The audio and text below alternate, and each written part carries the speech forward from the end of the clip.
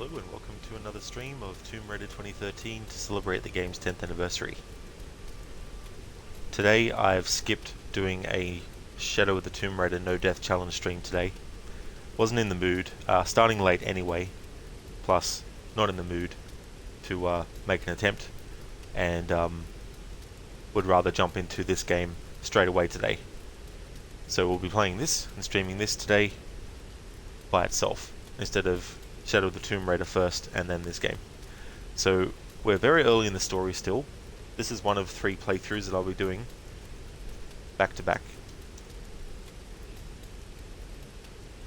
So the first one is a 100% playthrough, so getting all the collectibles, all that kind of stuff. The second playthrough will be a music focus, so just the music will be playing. And then the third one is going through the game and seeing multiple death scenes of various circumstances.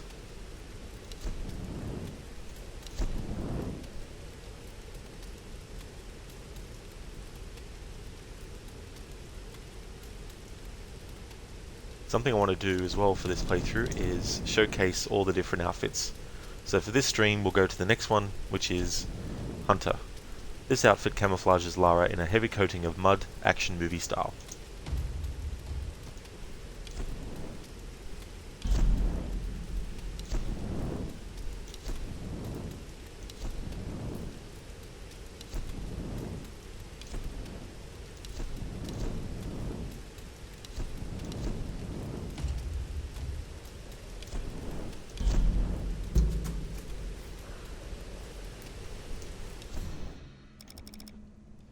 Alright, so we've gotten 100% in the coastal forest. And this mountain temple area, we have a few things to get sorted.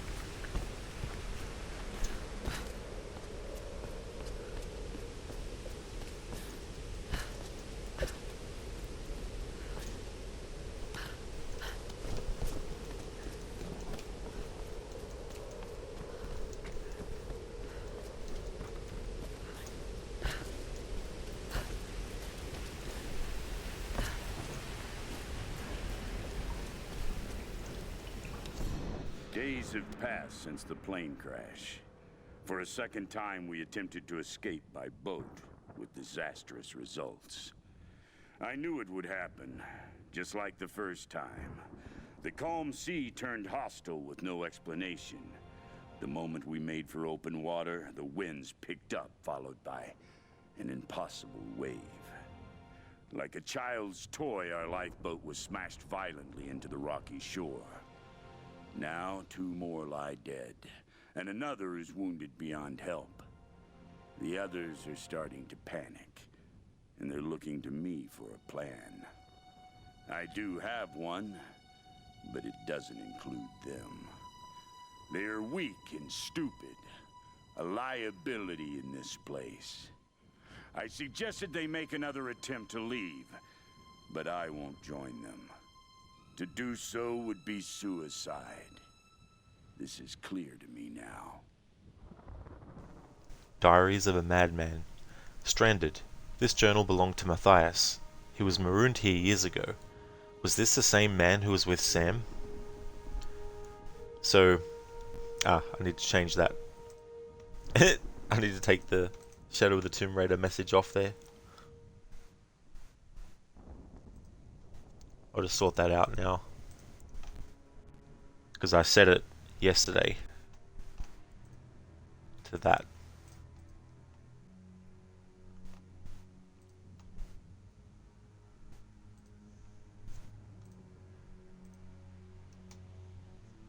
Hey there, Afro.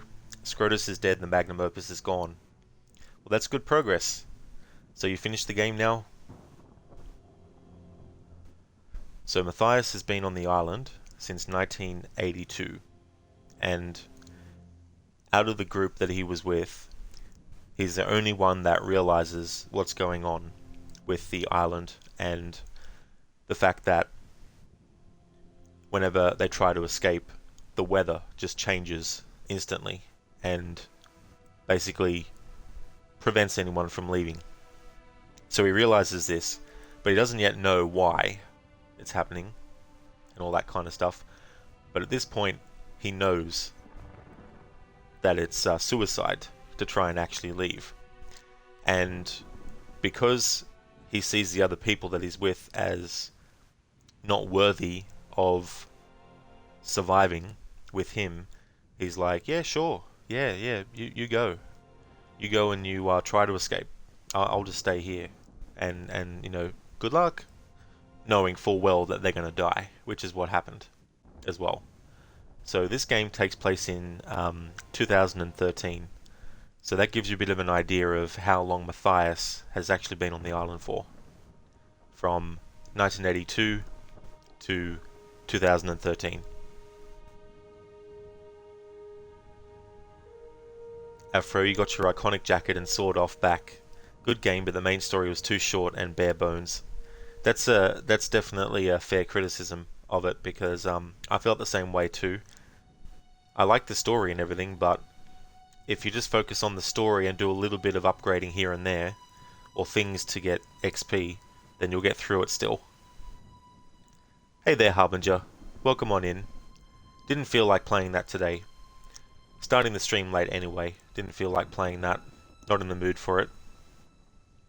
So I decided to do this on its own.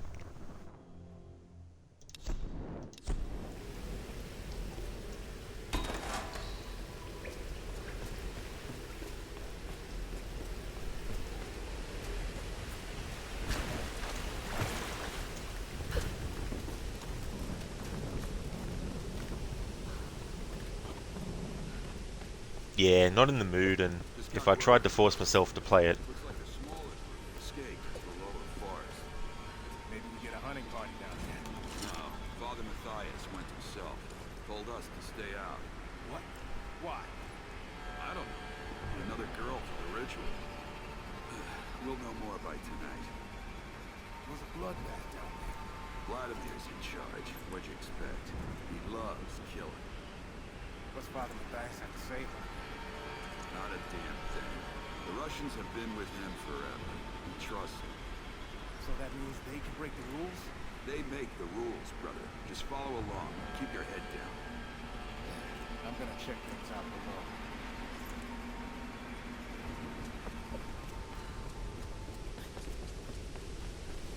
but yeah, if I forced myself to do it, the chances and probability of dying through lack of concentration would be very high.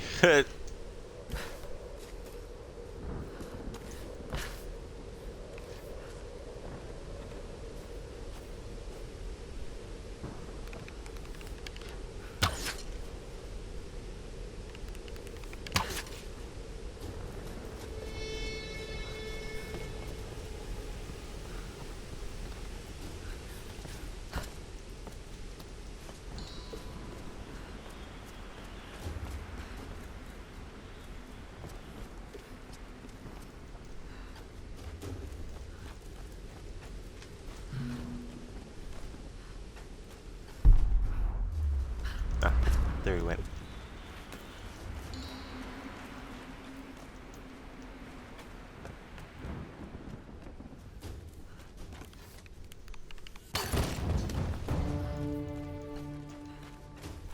Do, do, do. challenge unlocked.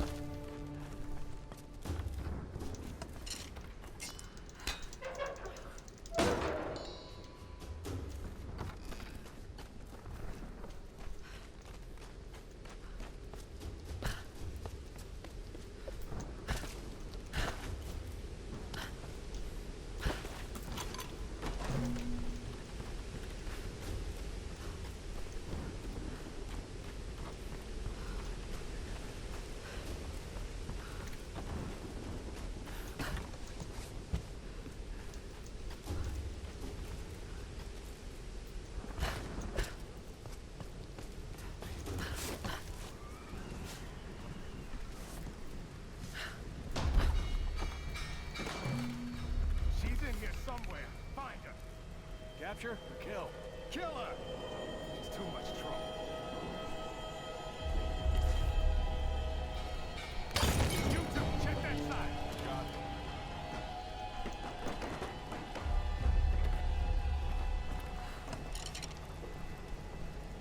After he did a bit of researching after finishing Mad Max and found out that George Miller had nothing to do with the game, EA had complete control over it, and they tried to make the game as generic as possible, and it was quite easy for them because they had like 15 years of Fury Road concepts. Yeah, and the thing about a game like that is without George Miller's involvement, there was probably some things that it might have actually messed up. But the game kind of feels like they tried to be a prequel to the Fury Road game, and to the Fury Road movie, and try to be its own continuity at the same time. Hello there, Shin. How's things going, dude?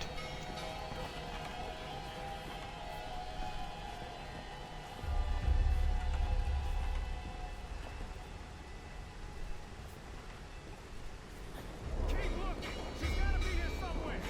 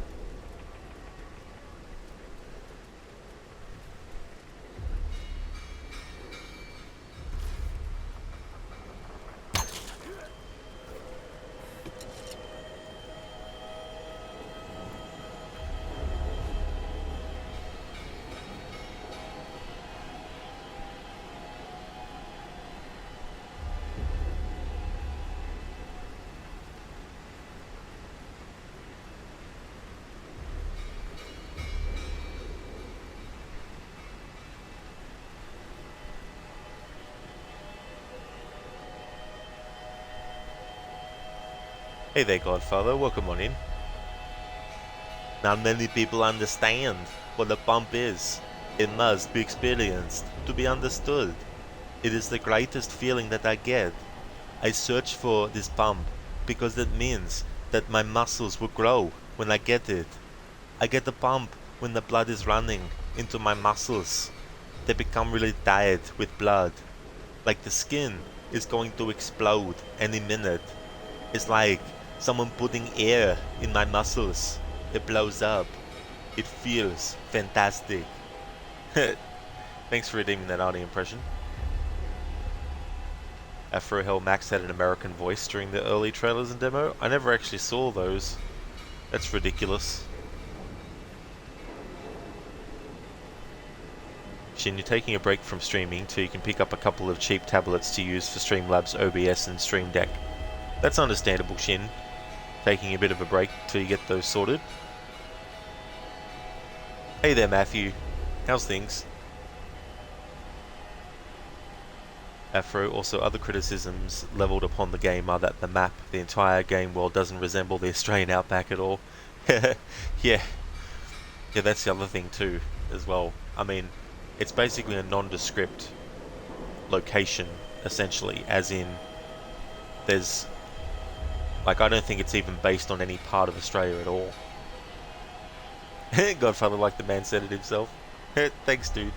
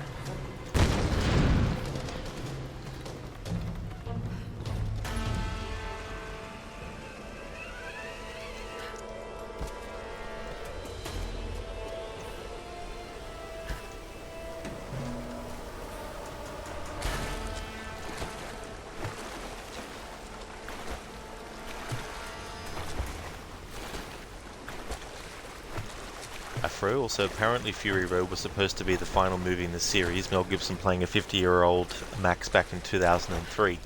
Yeah.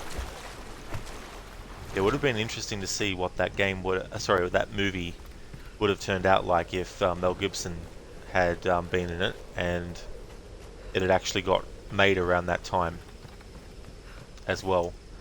I don't know where it's up to now, but at the moment they're working on the prequel to Fury Road, and apparently Chris Hemsworth is playing a younger Joe Morton, or a Morton Joe, sorry, a younger Morton Joe, and Anya Taylor-Joy is playing a younger Furiosa as well.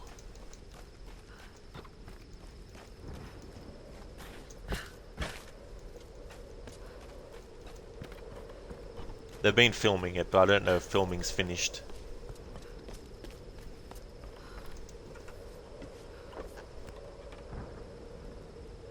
A silk fan. Could have been used by a villager or a noble, maybe.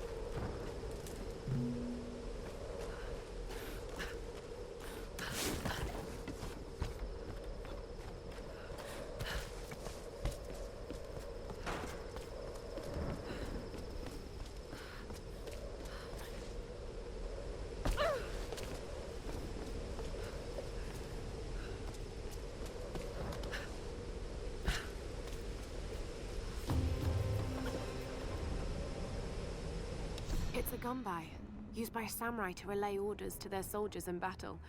Pretty solid. Must be made of stained cypress.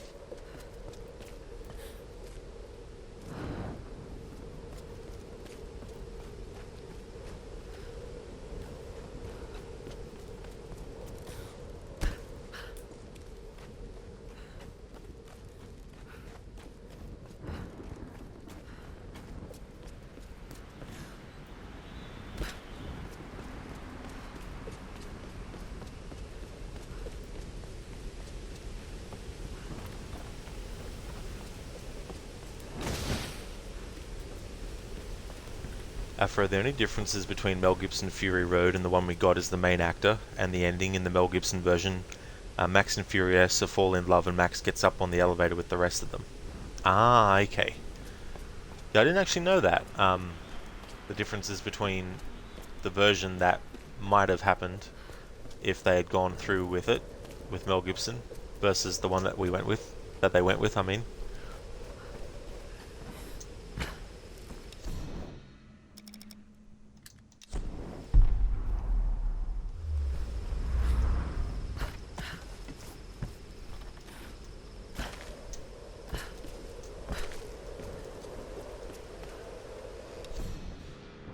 When we washed up on this rock, the rain and wind pounded us for days. We couldn't build shelter or forage for food. Christ, we couldn't even move. It was like some enormous hand was holding us down. Just as the storm was finally breaking, Father Matthias came to us. He was calm and soft-spoken. He seemed to know us, our names, where we were from. He spoke to us in our native language, and we listened. And as we listened, he told us the truth of this island. He offered us a choice, salvation or death. Some chose to defy him, and without hesitation, he killed them then and there. Father Matthias didn't seem malicious or angry, just calm and decisive.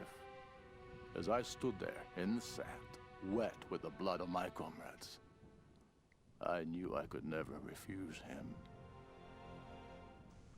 Salvation. Confessions of a Solari. This is the diary of a man named Nikolai, one of the survivors on this island. He mentions a Father Matthias. Is this the same man I met? Hey there, Game God Hunter. Welcome. Going well, thank you. Things are going good. How about yourself?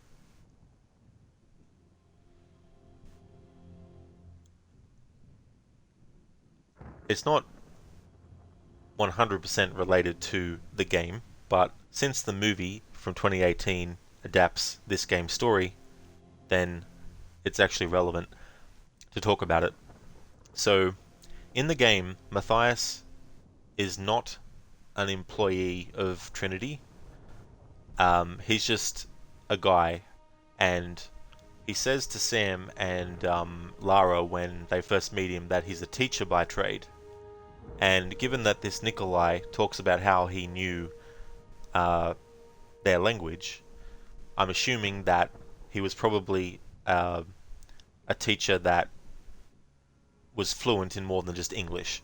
So I imagine he spoke, I'm assuming, Russian.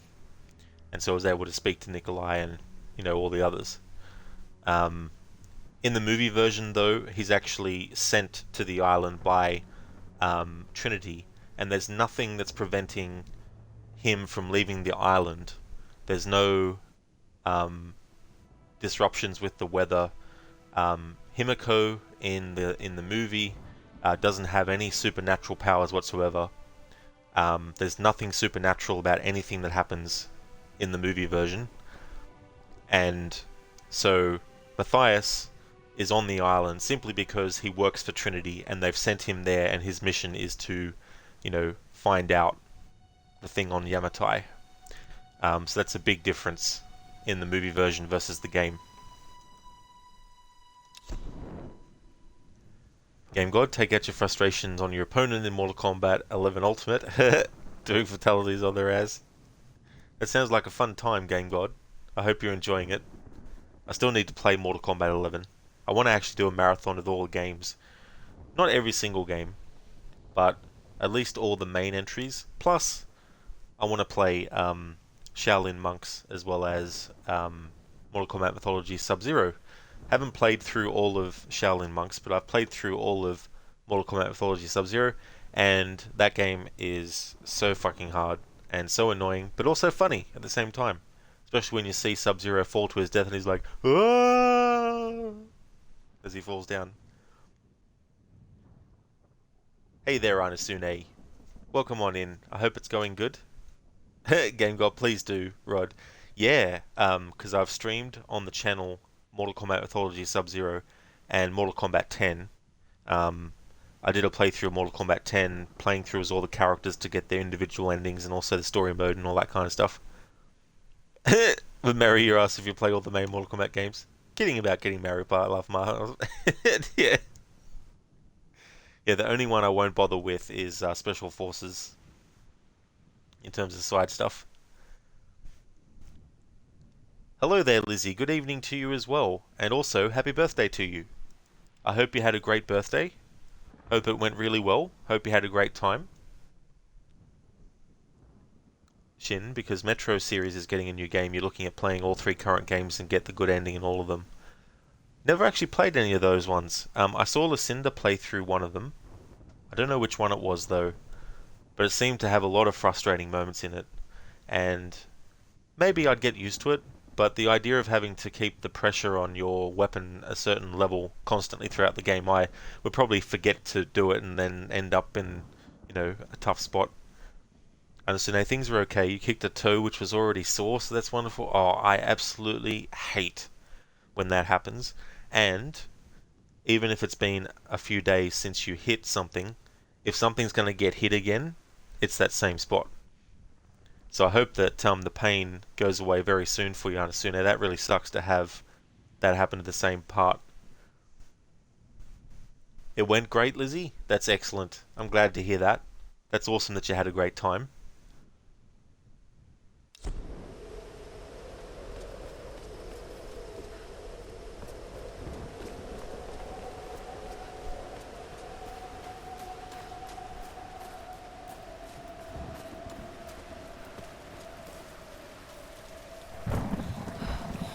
Do this.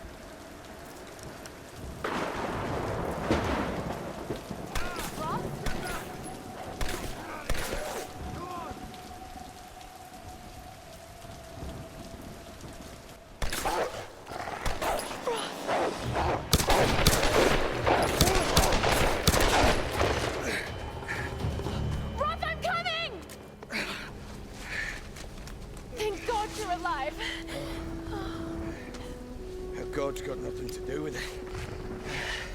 It's good to see you two, girl. Sorry, they did a real number on your leg. No, looks worse than it is. Have you heard from any of the others? Nothing. Wait, what are you doing? The wolves took my food pack. The transmitter from the lifeboat's in it. If we don't get that back, we're not getting off this bloody island. But you need bandages, morphine, antiseptic. Also in the pack. Shit. Exactly. Come here. Come on. Oh. Oh no. No. Oh, don't do this to me, you northern bastard.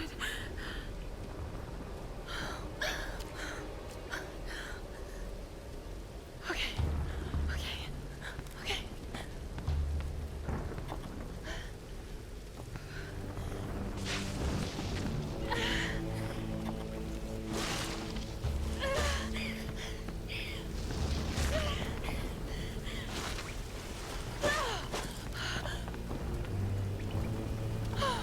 Thank God he's still alive.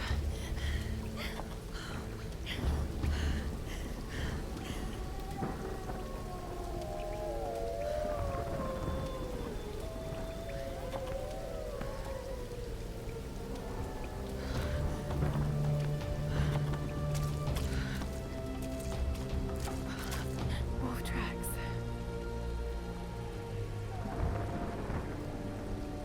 Oh God, what am I doing?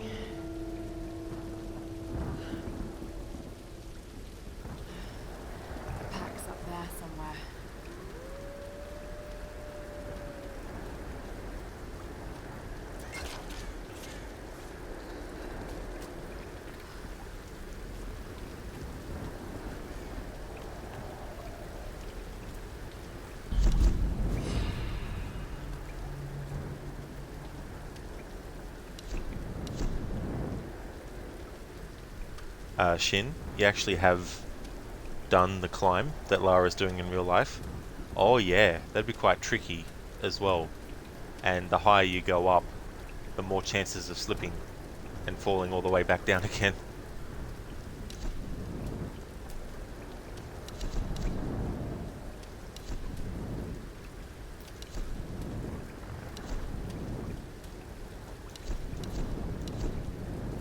Alright. What do I want to get? There we go, we'll get Bone Collector. Carefully looting animal corpses will reward you with extra salvage. And so now you figured out you're doing a challenge run in Unity. Basically how you're doing it is, you know how Bishop gives us upgrades to unlock skills throughout the story. Basically what you're doing is whenever Bishop gives an upgrade, you're upgrading to the next version of Arno's armor. That's a good way to play it, because it's not like you get that happening every, sequence finish as well. They're kind of like spread out throughout the game story, so yeah, that'd be a challenge that would be interesting to do.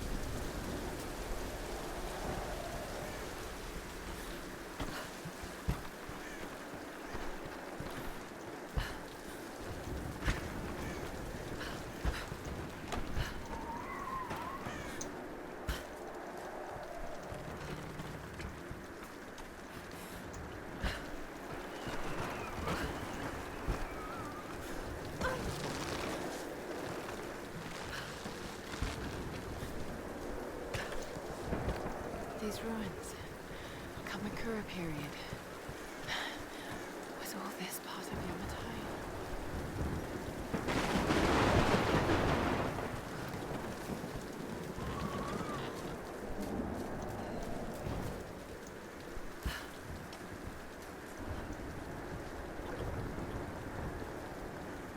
This must have belonged to a US Marine.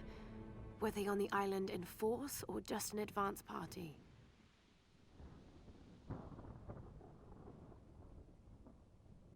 Do these marks represent friends lost or enemies killed?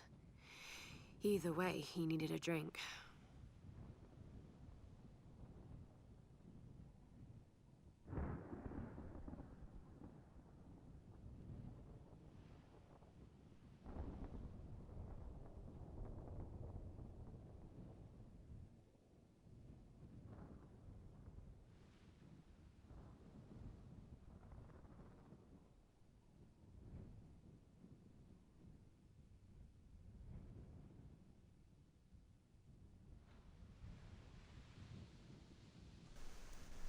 Shin, during the summers you went to secondary school and high school. The private school you went to took all of the students on backpacking trips and rock climbing trips, so you learned how to do rock climbing like Lara did.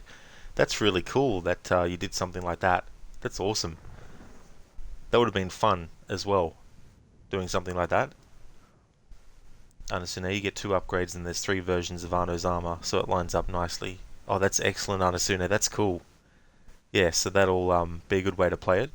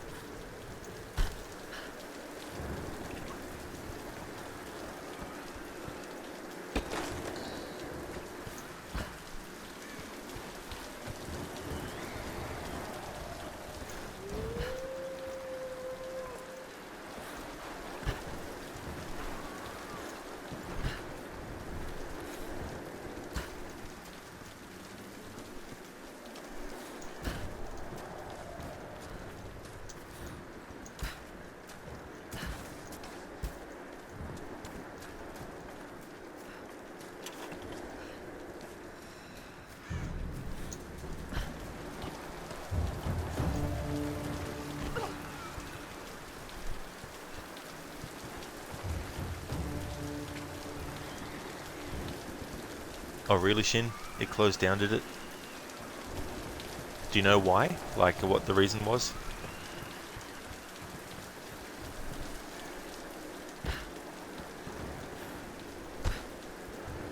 No idea? That's fair enough. Yeah, it's interesting what ends up closing down or just basically changes so drastically as well.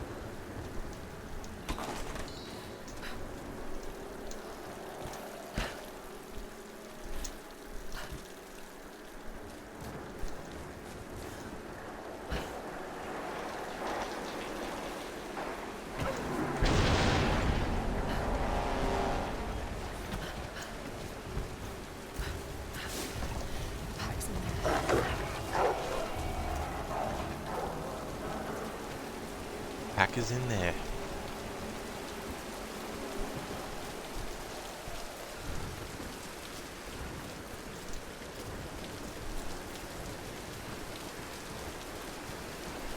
Shin, which is going to suck when you try to apply for college. Man, you wish Ubisoft would release more info on the Assassin's Creed codename Hex. Yeah, well that's true as well, you know, having to find an alternative. But yeah, who knows when they'll announce more on that game. It's going to be interesting though, the time period. I find setting it during witch trials is interesting because the Templars being, you know, religious makes sense that they would be the ones persecuting people and accusing them of witchcraft and all that kind of stuff. And it'd be really interesting if we played as a female assassin whose, you know, mother or sister or aunt or someone who was actually, you know, accused of witchcraft and burnt to the stake is what makes them want to become an assassin. and the Templars are using the witch propaganda to make the public view the assassins as this coven of witches and warlocks, you know.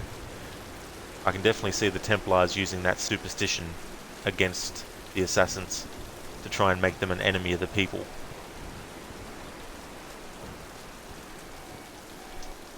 Anasune, it would have been cool if the Sword of Eden kept its power and unity. Would have made an awesome post-game weapon. It really would have done. Then we could have gone around like Link does in the early Legend of Zelda games, when the Master Sword is full. I mean, when you're full of health. Jenny, looking forward to Hex, Jade, and Red. Yeah, I'm looking forward to a great Assassin's Creed game again. Remains to be seen if we'll ever get that again. Anasune, if they themselves was accused of witchcraft but somehow escaped. That's another thing, Anasune. That could be it. Like they might have been rescued by the assassins.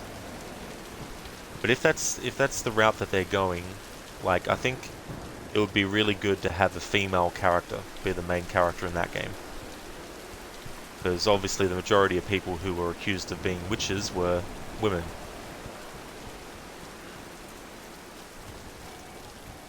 And when you think about eagle vision as well, I can imagine someone who has eagle vision and being able to have that extra sensory perception would be considered a witch simply because they're able to, you know, see things that other people can't. So I wonder if they'll use eagle vision in that way as well, in the sense of how they're able to do certain things, which makes people suspicious of them and thinking they're a witch, and then they get accused of witchcraft.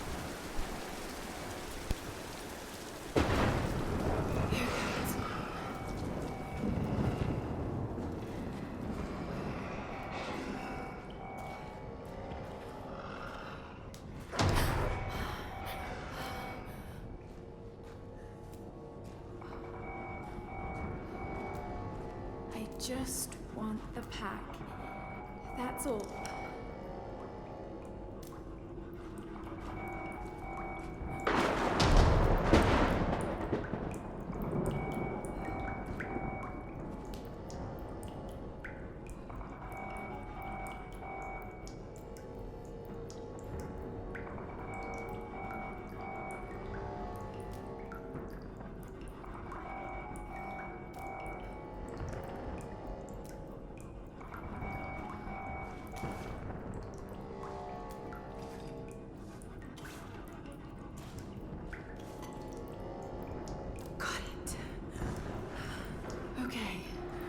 To get this back to Roth.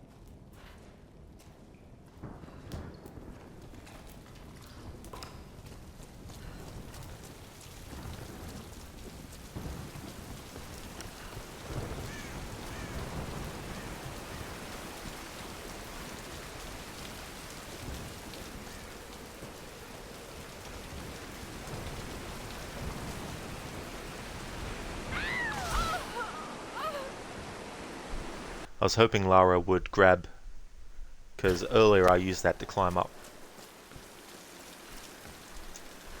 But we'll go down the way that the game wants me to.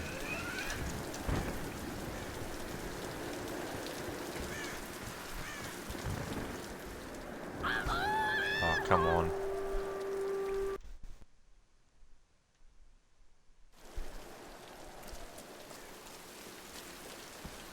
In my third playthrough I'm going to do as part of this celebration,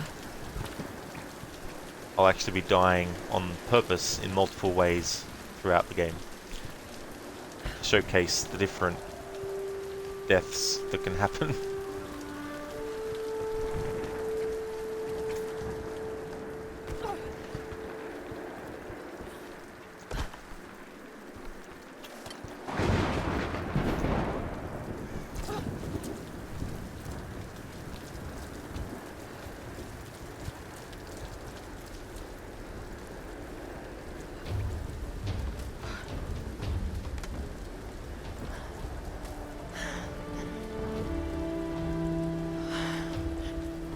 Right. Let's get you patched up.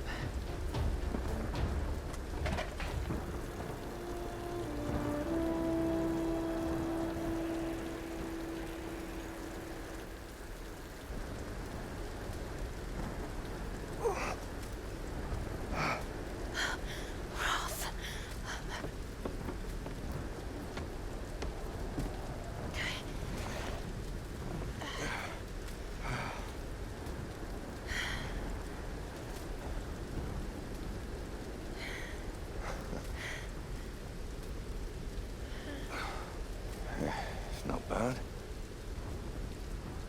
Where does a young lady like you learn to do a thing like that? Late shift at the Nine Bells. Wolf's got nothing on a broken bottle.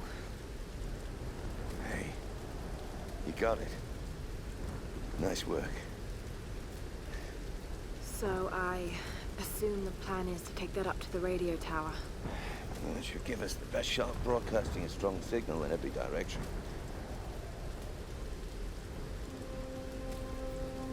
Look. Lara. We need to send out that SOS. And I'm not climbing anytime soon. Yeah, I was afraid you were going to say that. You can do it, Lara. After all, you're a Croft. I don't think I'm that kind of Croft. Sure you are. You just don't know it yet.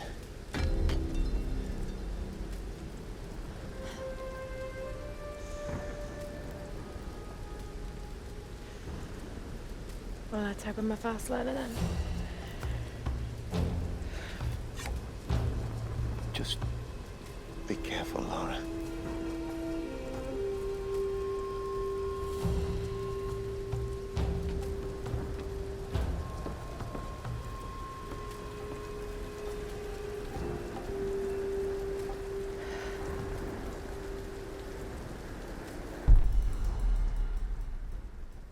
You might want to give that axe a go on the rock wall over there first.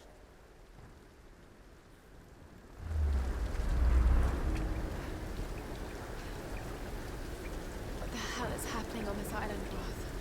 Who do you think these people are? Violent fanatics, some kind of cult. But they're organized. They were ready for us. I'm worried about Sam. These people are insane, Lara. Don't dwell on what they're capable of. Just focus on the task at hand. I can't believe Whitman just surrendered like that. You never know what someone's going to do in a situation like this. Though I wouldn't say the good doctor's reaction is a surprise. Are you going to be okay here, Roth? Don't worry about me. I have old friends to keep me company. Let's get up to that tower. We need to broadcast an SOS.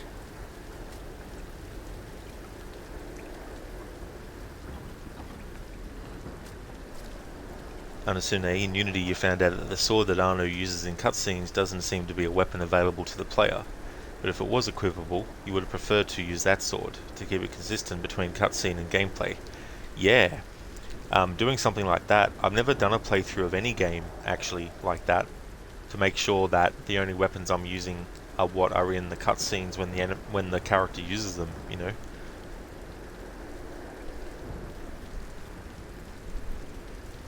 So we have that great scene between Roth and Lara, where essentially Lara is doubting herself, and Roth is encouraging her and saying, you know, you can do this, and believing in Lara's abilities and all that kind of stuff. And it's a great thing. And Roth is like an uncle to Lara, really, when you think about it. Definitely not blood related or anything like that, of course, but Roth has known Lara since she was a child, so he, definitely has a strong connection with her, but also, of course, with Lara's mother and father as well, which we learn more about in Rise of the Tomb Raider as well. But the great thing about Roth as a character is he's like that mentor figure, like Obi-Wan Kenobi is in A New Hope for Luke, like Gandalf is to Frodo and to Bilbo as well. This character that is supportive of their protege and, has great faith in their abilities, and also, sees their potential and wants to make sure that they're encouraged to seek that potential and realize it. And the great thing about having a character like that is it really focuses in on character a lot. And you can have so many different stories that have that archetype where you have the mentor and their protege, and using that sort of like trope can be very easy to use and just slap it on a story and then just call it a day. But the great thing about Roth in this game and Lara and the whole mentor and mentoree or protege relationship is that he's very encouraging to Lara. He trusts her instincts, which is why when we see the flashback footage of them deciding to actually take the course that they chart, Whitman wants to go the same route that everyone else has gone, whereas Lara believes in going a different route. And Roth puts a lot of faith in Lara's instincts and is the one who's like, we're going to go ahead with this, and all that kind of stuff. So you've got that angle as well. But it's not a situation where Lara has nothing that she's learnt on her own. That conversation where Roth basically asks her how she learned to patch someone up like that, showing that Lara's had experience like that, and that's why later on when she does it to herself, we know that she has the knowledge of how to do it, and she's capable of that kind of stuff. And the thing about classic Lara and reboot Lara that of course is a big difference is that Lara in the older games is 100% confident straight out of the gate, because we never see the character at a point in her life where she learns and gains that confidence, So we essentially see Lara as a fully formed statue already in the classic version of Lara Croft. Whereas with this version they wanted to not start there with the character, they wanted to have a version of the character that was stripped of all that, but still having certain core elements that are the same. But this experience is intended to bring out those sorts of things and get her to the point where we see her in the next two games. Now some people seem to confuse that progression of a character with thinking that just means then that the character is never going to have any doubts for the rest of their life. Of course not, The thing about Classic Lara is that when Classic Lara was created, video games dealing with characters and all that kind of stuff weren't at the level that they are now just yet. And so not too much was really put into characterization of a character necessarily to the point of being able to examine them as a character. That wasn't really the focus. So when we meet Lara in Tomb Raider 1996, she's already experienced, she's in her early 30s, she's gone through shit already, she's experienced all that, and so when we start playing as a character, she's already at that level. But they weren't concerned about trying to show Lara being vulnerable emotionally or physically. They always wanted to show her being strong, and there's nothing wrong with that. That's one of the reasons why the character was so popular, and still is. There's still a massive following for classic Lara as well, which is me being a fan of both is great, because I like both versions a lot. But the thing about this reboot Lara is that it's not a case of getting her to the level where she's 100% confident and never showing any more emotional things from the character. That wasn't the point, you know, because by the time this game came out, games had already moved and evolved in how they told stories and how they presented characters and all that kind of stuff. So it made sense that you have a version of Lara that goes through pain. We never see the classic version of Lara struggle to survive in something, you know what I mean? That sort of like aspect is what this game focuses on a lot as well. So I feel that people expecting this version of Lara to never cry ever again, to never get sad ever again, is just unrealistic thinking. You know, but there's nothing wrong with classic Lara being the way that she is. When you're doing a reboot version of the character though, you can't necessarily just transplant that across straight away at least. Now obviously Shadow of the Tomb Raider still has moments where Lara breaks down and cries, and I think characters doing that, whether they're male or female, whatever their gender is, it doesn't matter. You know, showing that kind of thing with a character is something that you should want to do nowadays with characters as well. You know, so that's the approach that they sort of take with this. So that's why you have a character like Roth, who some might say is taking away from Lara's own agency through the story, but if Roth wasn't a man and was a woman and filled the same role where he's giving advice and encouragement, why would it be a bad thing? You know what I mean? So I think Roth is a great character, and it's not like he's doing things for Lara. It's not like Lara's about to do something. He's like, no, you sit down, Lara, I've got this. You know, I'm the man, I'm going to get in there and do it. No, there's none of that stuff. You know, so he's quite confident in her abilities, and he has faith in Lara. And that's one of the great things about the character of Roth as well. And there's a conversation that they have later, which is also really cool too, as well.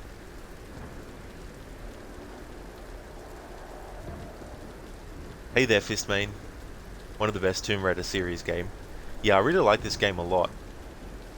The first version I played was the Xbox 360 one. However, I didn't really get far in the game because as I was playing it, I thought to myself, nah, this really feels like I should actually wait until I have the next gen of consoles. At that time, obviously, we hadn't reached the Xbox One PS4 era just yet. So I was still getting games for the Xbox 360. But when I played this when it came out, I was like, nah, I think it's time to just hold off on buying any other games that are also going to be on the Xbox One and just wait till I get that. So when I got the Xbox One and then I got back to this game and I started from the start and played through all the way, I really enjoyed it. So it's such a great game. Game God, Rod in chat knows Jolie is the hottest Lara. Lol. Well, I don't know, Game God, to be honest. I mean, there's so many people who played Lara, both just doing promotional work in live action, but also doing voice work and motion capture work and all that kind of stuff as well. So there's definitely a lot of people who've played Lara over the years in both the video games and also in the movies, as well as the like animated stuff that they've done so far. Understand, in games you use cutscene weapons all the time to keep that consistency. The majority of the time, if you said cutscene weapon is fixed, that weapon is the starter weapon, so it usually ends up being a no upgrade run. You mean you'd still be buying skills, but still, yeah, that's fair enough, Anasune, to want to play it that way as well. I don't know if I'd go that far to do that for every game that allows you to use the same weapon that you always see in the cutscenes. But as a challenge type of thing, it would be interesting, I guess.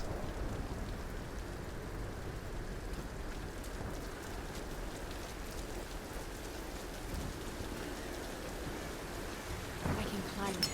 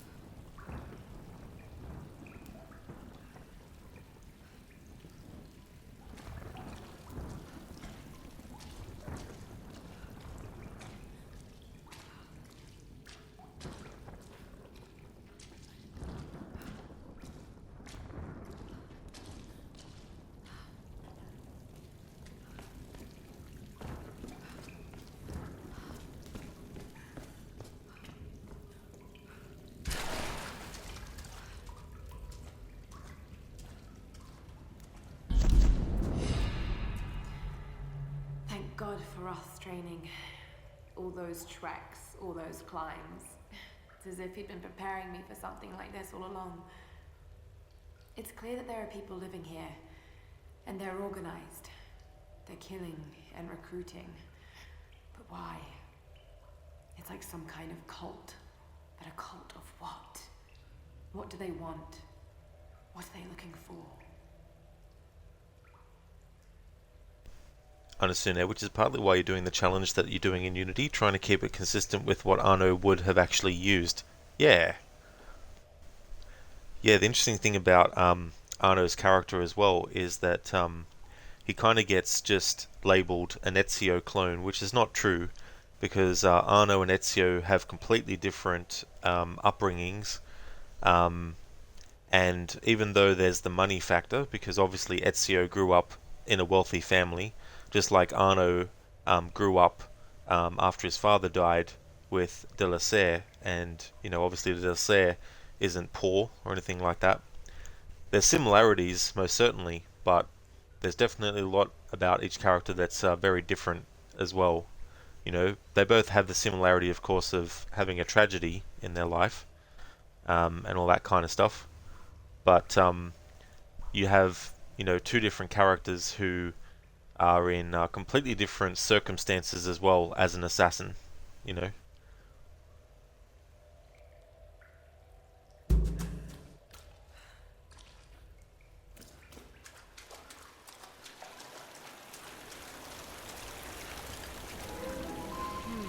Gilded figures, servants of the Sun Queen.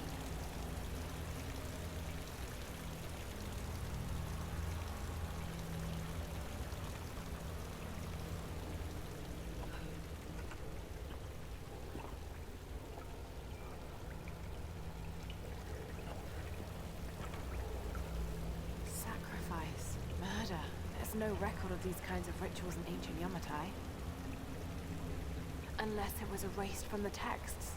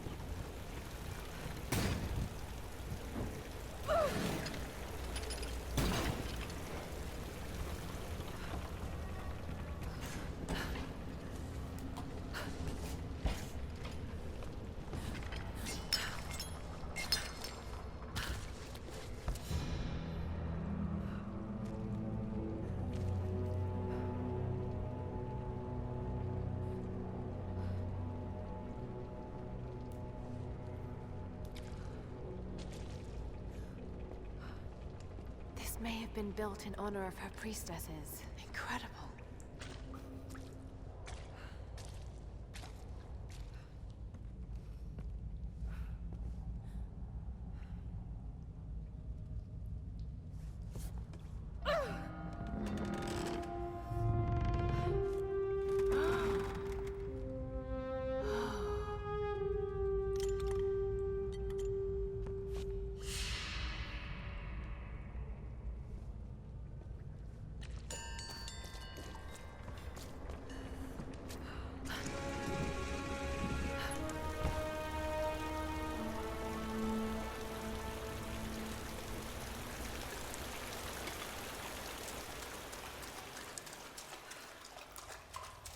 Honestly, no, the only similarity that you see is a little humour or charisma here and there, but not much else, maybe not even that. Yeah, and if you isolate that, and you have a problem with that aspect being in more than one character in the series, then you may as well get angry at the fact that you have characters in the series who breathe, because other characters breathe. Isolating traits that are similar between characters and then just saying they're just all a copy of each other ignores the differences that help make them different from each other.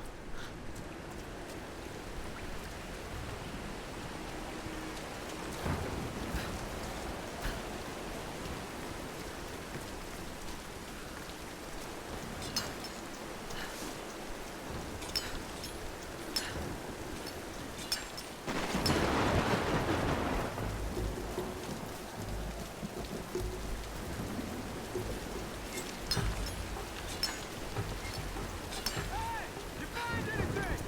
No, nothing. What? Nothing. There's no one up here. They never make it up this far. Should we head back up to the bunker? Nah, let's wait out the storm. Got it! Stay alert. Let's move inside.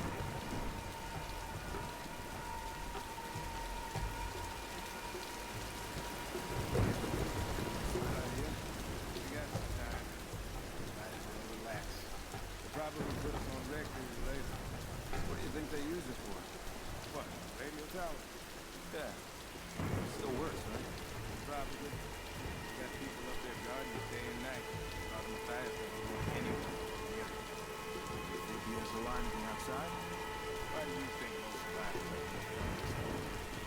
What do you mean? Matthias knows exactly when a new ship is coming in. We always have plenty of time to prepare. So, he's suspicious. Using that tower to our ships. Exactly. But why? I think he's trying to find her. You really believe in any of that? I don't know. Look, we shouldn't be talking. Let's just get some rest. Yeah.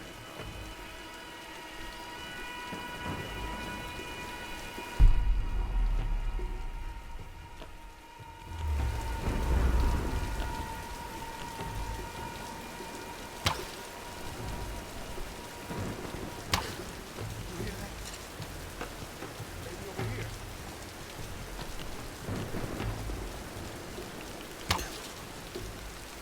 Oh, damn it! I need help here!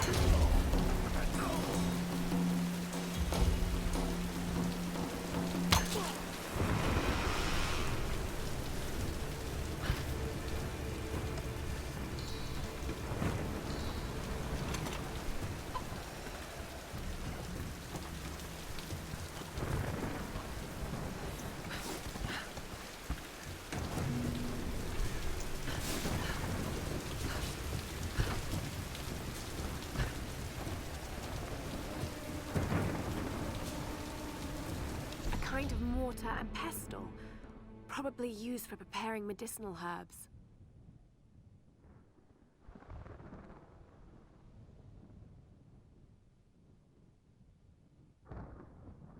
There are small bone fragments in the mortar well. Hopefully animal bones.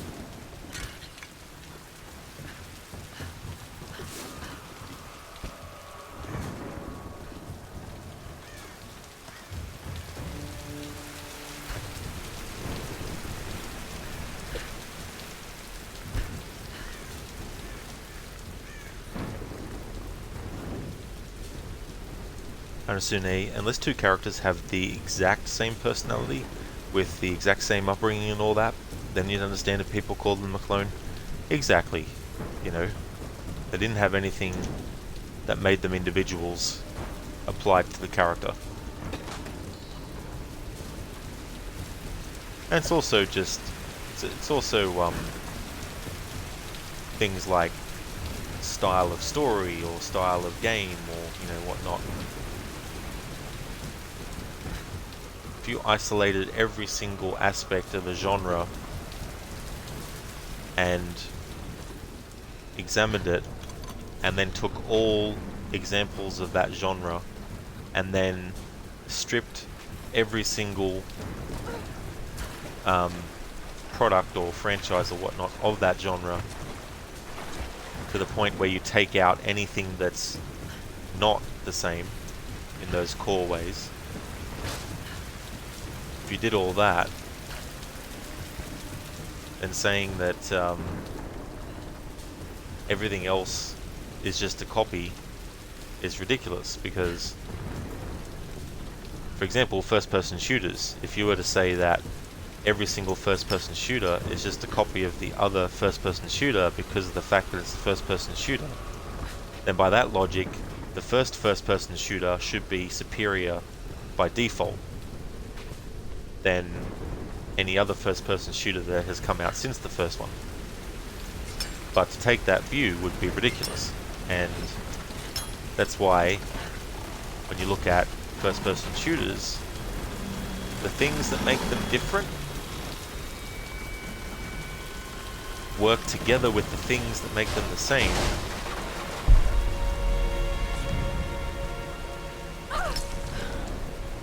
To potentially create an experience that people looking... Lara, are you there? Reyes, did you find Sam? We're still on her trail. I'm going to try and send an SOS from an old radio tower up here. Any tips? Hey, Lara. You're gonna need to find the communications console. It'll look like a bunch of old switchboards. Okay, I'll let you know when I find it. The people looking for something that's the same genre, who enjoy it, will want to experience it based on that, but maybe also the differences. Some, though, might like that style of game, but the differences between that game and another game may not be enough to make them like it. So not everyone who likes first-person shooters is going to love every first-person shooter game, because not every first-person shooter game is going to get things right for that player in order to make them like it. But when you're analyzing different games within the same genre, and there's aspects that you like that are in all the other games of that genre, that's the first point of being drawn to it, you know. Like, I'm drawn to Tomb Raider and Uncharted and Assassin's Creed because I was drawn to Prince of Persia, you know, and based on playing Prince of Persia and really enjoying that kind of game, it made me seek out other franchises that were of that genre. But the thing that is different between Prince of Persia and Tomb Raider, of course, is the fact that they're two different people in two different time periods, different cultures, you know, so there's all these things built in. But the thing that really, you know, made me want to play those other games is the core elements that are also in Prince of Persia. So I can't say that I think Tomb Raider is terrible by default, or that it's a copy by default simply because it has the same things that Prince of Persia had. Because the things that it has that are the same is one of the reasons why I was drawn to it in the first place, you know. Anasune, with how many characters there are, you'd have a hard time finding a 100% unique character. So true, you definitely would. Be very hard to find. Because originality now comes from combinations that haven't been done before, in ways that haven't been done before, in ways that feel fresh, and that's how you come up with something original. You don't come up with something original by making sure that nothing in existence has anything in the thing that you're creating, you know. BottleCap Dave 2021, thank you so much for the follow.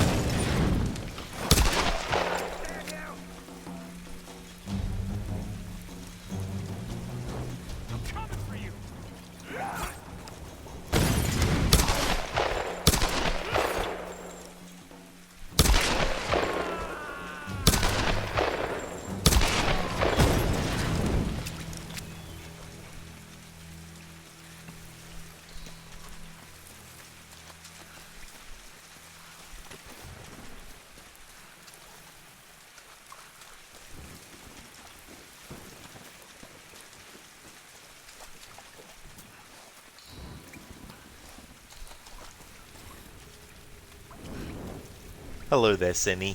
Good day to you as well, dude. I hope it's going well. Hope you're having a good one so far.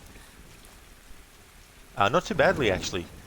Yeah, I didn't feel like playing Shadow of the Tomb Raider today. I was starting my stream late anyway, and figured I may as well just skip that stream today. And here we are, continuing this playthrough. We're making good progress. I'm stopping to look at certain locations in detail, taking a bit of time, and also items that we collect, having a good look at those as well. So yeah, it's been going really good. I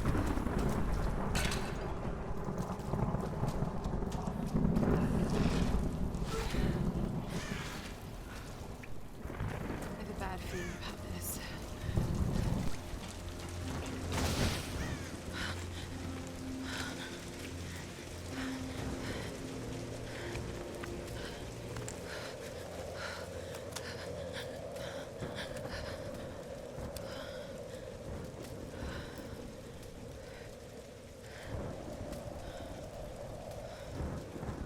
Telling you, Reyes, it's mechanical, not an electrical problem. Now, Alex.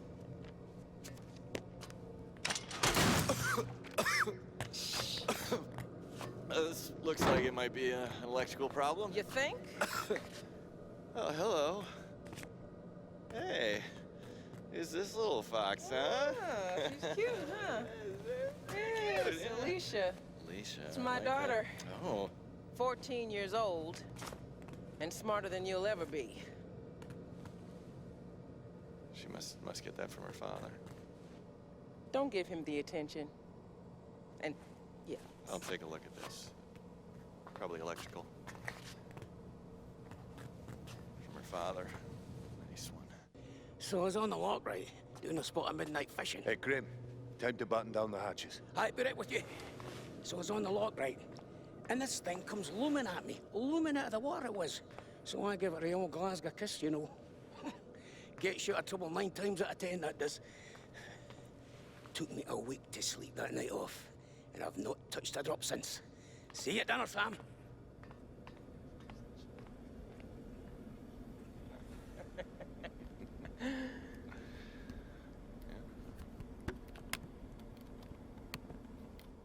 All right, can we take B-roll, please? Thank you. Dr. James Whitman, filler 15, take 3, and action. Okay, now take a firm grip and then slice him down the belly, like this.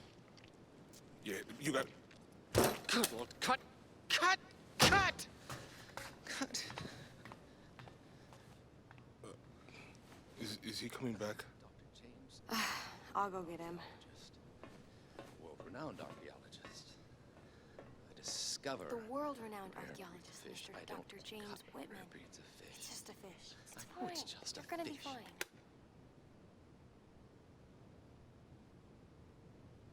This damned reality TV business. I'm meant to be bringing culture to the people, Sam, not dinner. No offense, Jonah. The audience demands content, Dr. Whitman. You know that. So until we find the Lost Kingdom, we need footage like this. Come on, let's just take it from the top, okay? We're gonna make you look like Gordon Ramsay in editing. Dr. James Whitman, filler 15, take 4, action. Okay, now take a firm grip and then slice him down the belly, like that. I've studied them so much, I can see charts on the back of my eyelids. But if I'm not right about Yamatai being in the Dragon's Triangle... I remember when you found that on one of your father's digs. You ran up and showed it to me dressed in your penguin pajamas. I was 5 years old. It was my first find. Yeah. You've got great instincts, girl. You just have to trust them. That's what my father used to say. Now, there was a man that ran on instinct. For better or worse. He would have been so proud of you, Lara. We're getting closer to the storm. Well, whatever's coming, we'll get through it, eh?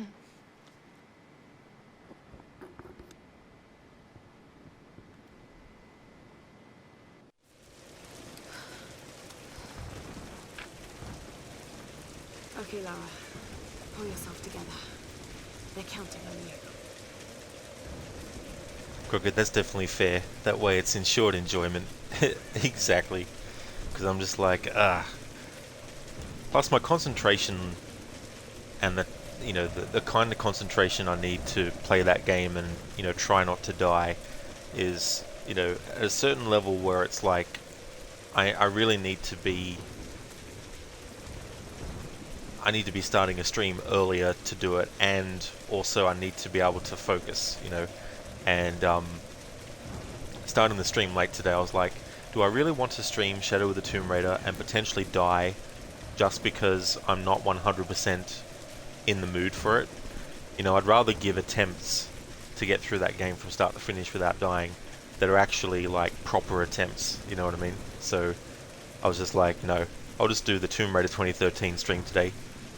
You're doing good, could have slept longer, but not overly tired though. I'm glad to hear that you're doing good. That's awesome, Senny. Get those moments too where you're just like, if only I got another hour. Like, come on, just one more hour of sleep. This coin probably found its way into Japanese circulation sometime in the mid-19th century.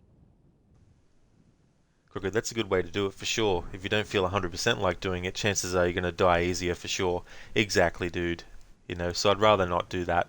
I mean, the count of how many attempts I've made so far is, if it's going to climb higher, I'd rather it climb higher because I was giving, 100% attempt each time.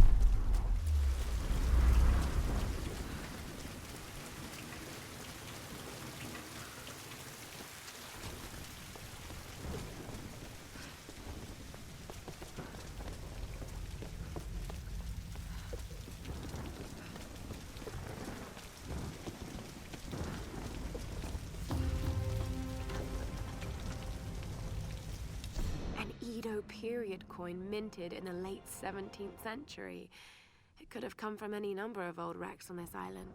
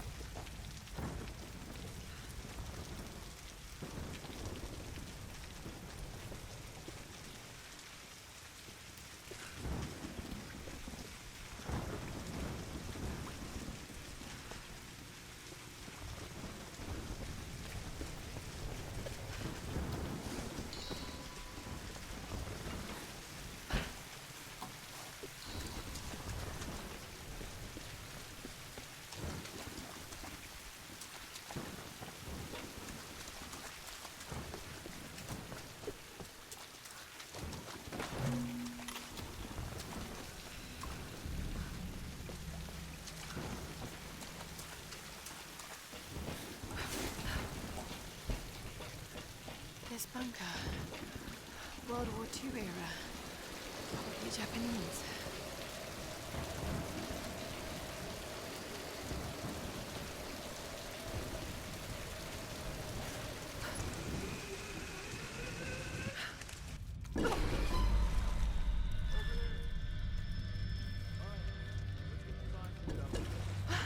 It's freezing.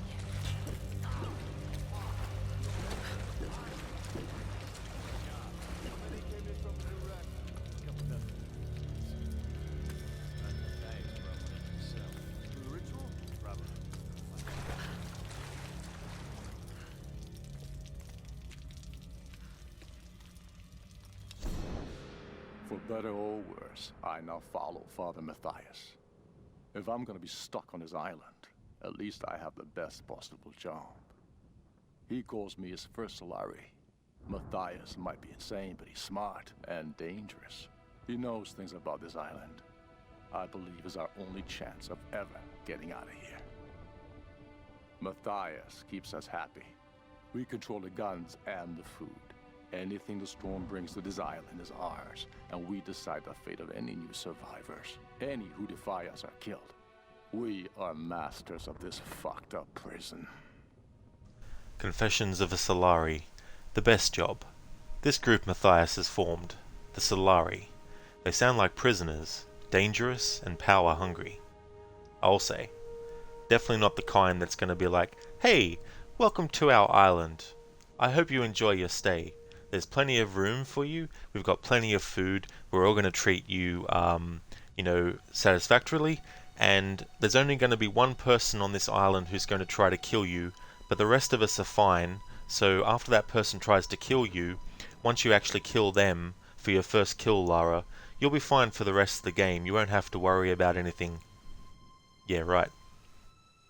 Although some would say that Lara killing people in this game is too far for the character. Because why would you want to try and survive against people who are trying to kill you, right?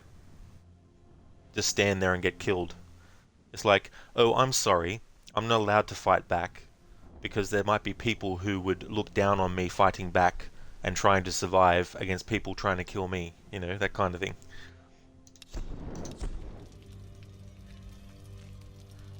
They're not going to invite Lara for a picnic, that's for sure.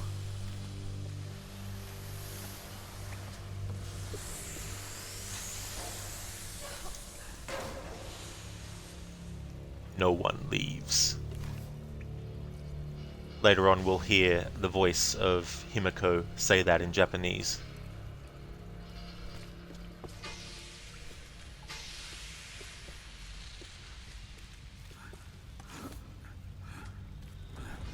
Careful, careful!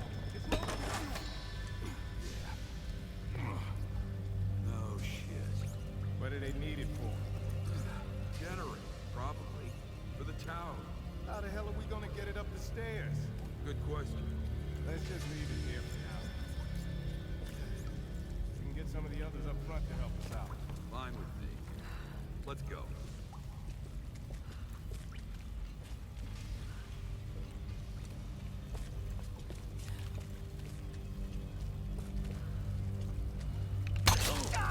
Need backup!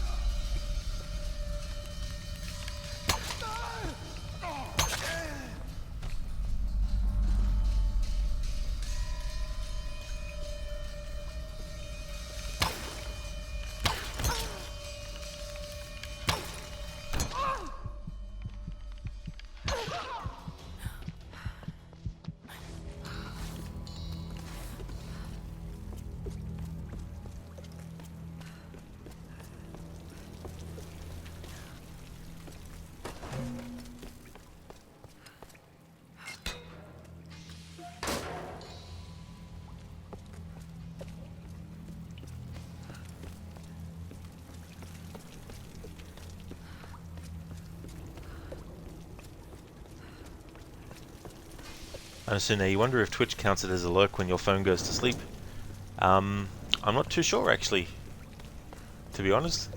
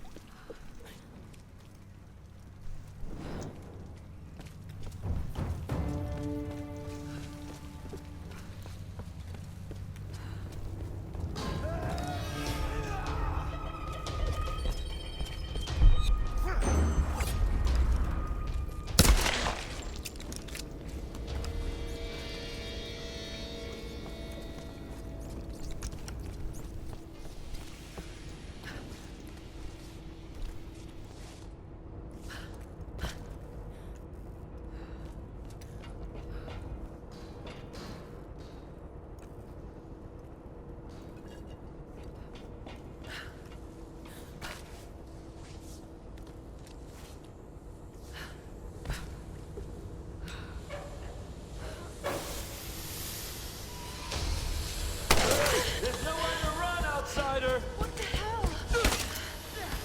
I'm gonna watch you die now.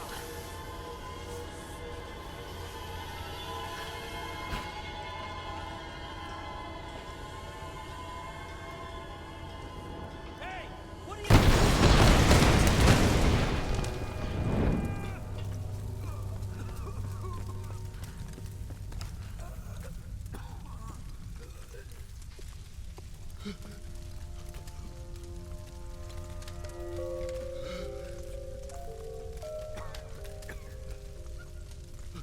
Just end it.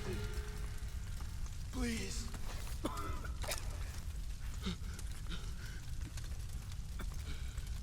Just kill me now. Go to hell.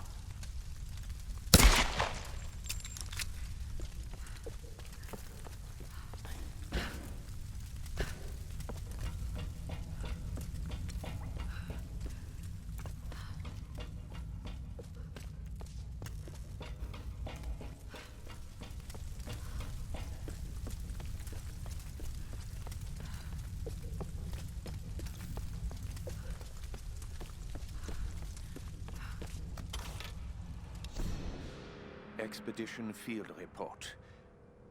Despite loss of 2 cargo ships to intense storms, the expedition has made landfall. We've established a communications center high in the mountains, and coastal base construction has commenced. Initial surveys have revealed several possible excavation sites. The island is much larger than we originally anticipated, and layered with many centuries of history. The task of identifying the source of the storms will be long and arduous. But if we succeed in our mission here, our victory in this war will be certain. Wartime intelligence. Scientist, secret project. An old World War II field report. The Axis powers came here to study the storms. What did they find? They found the 3 storms, led by Lopan. Understand, because if it doesn't count, then that means you've just been leaving whenever you said, I'll leave a lurk. There's definitely no worries at all, Arnesune, you know what I mean? Like, whether it's an actual lurk, as in the, you know, the stream counts you as still, you know, present, or not. It's just the thought that counts. So I definitely, appreciate lurks, whether it's technically treated as a lurk by Twitch itself or not.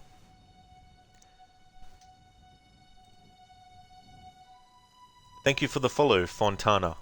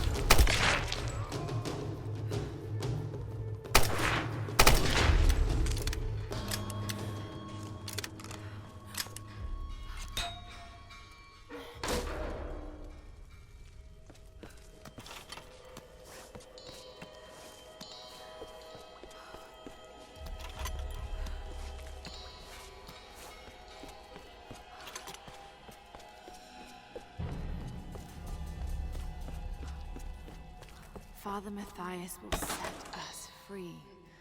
From what? This island?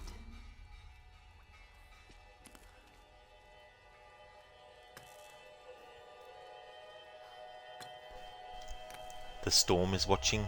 Father Matthias will set us free. Fear the demons. Can you summon demons, wizard? As Conan says in the original Conan the Barbarian movie.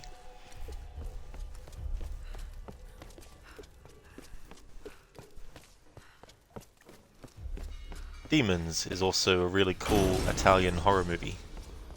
They also did a sequel as well. And they did some other movies too that were made, but they had the Demons title slapped on top of it, even though they're not actually supposed to be sequels to Demons 1 and 2.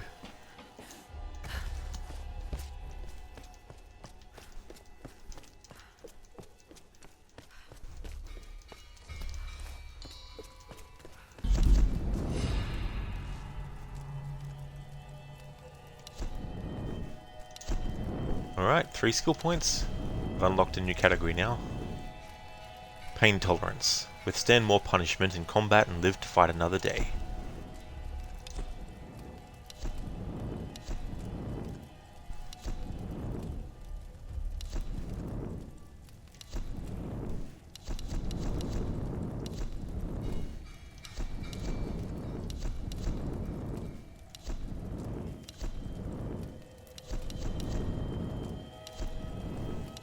Alright, earn extra rewards when looting animal corpses and food caches. Grab that. And arrow retrieval. Resourceful archers can recover arrows from the bodies of enemies. And now we'll unlock the second tier.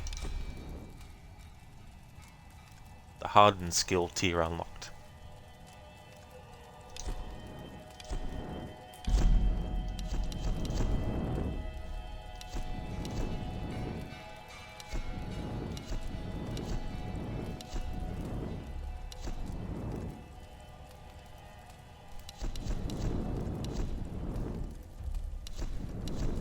Grab the padded stock.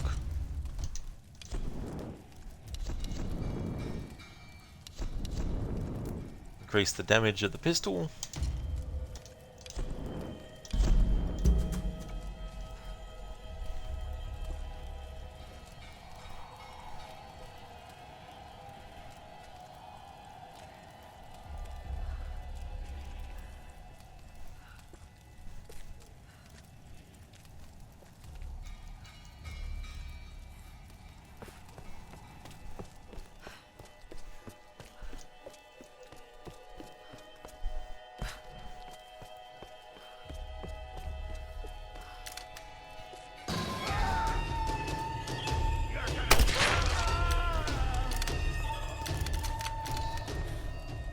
He's like, "You're gonna Really?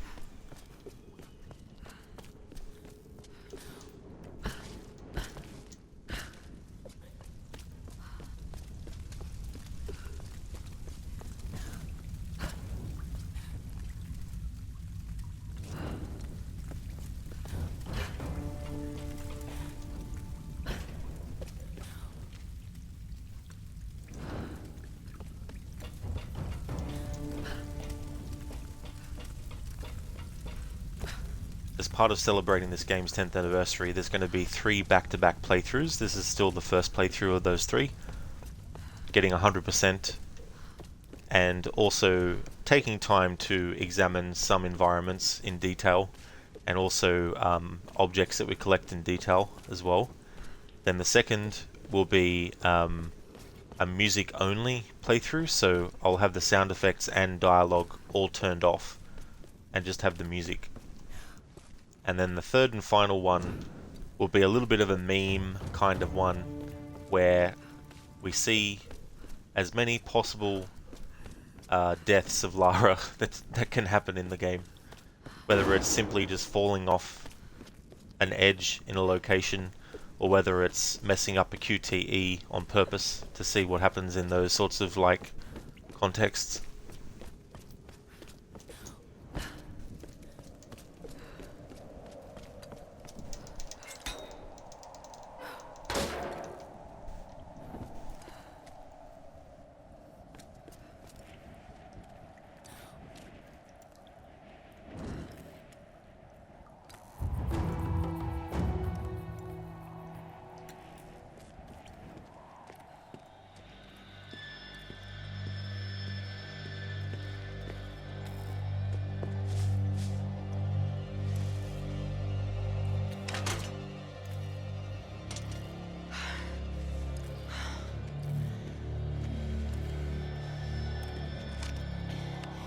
Alex, are you there? Yeah. The console's a wreck. Damn it. Well, unless you see a Radio Shack around, you're gonna have to patch it manually through the maintenance panel. Okay, that sounds simple enough. Yeah, well, you're gonna have to find it first. On those old towers, they installed those panels high up. I mean, way high up. Climbing again. Great.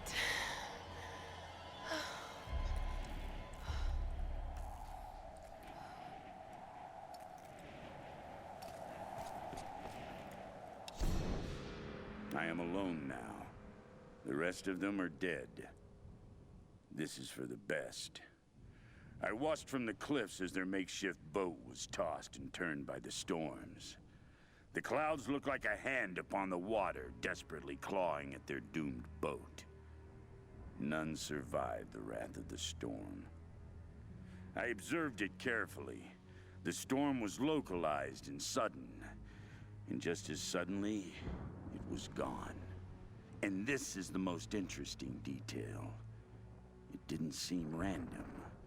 I sensed emotion, something deliberate. I don't know what's happening on this island. Not yet. But if I ever hope to escape, I must understand this phenomenon. Now my real work begins.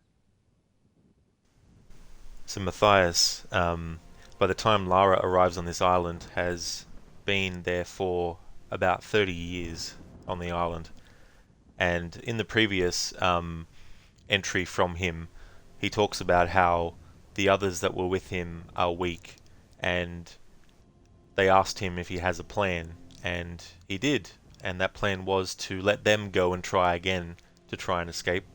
And as we see in this diary entry, he treated them like guinea pigs and observed the storm and what happened, and came to this conclusion here as well. Alone, Matthias sacrificed his fellow survivors to learn something new about this island. What kind of twisted man does this? Anasune, speaking of having Lara dying in every way possible, imagine if there was an action-adventure movie similar to Tomb Raider, but towards the end the main character dies in the most anticlimactic way. Yeah, I mean, I think in that sort of way it could become like a parody in a way. But yeah, if that was to happen, I mean, who knows, maybe there is a movie like that where that actually has happened. Not sure.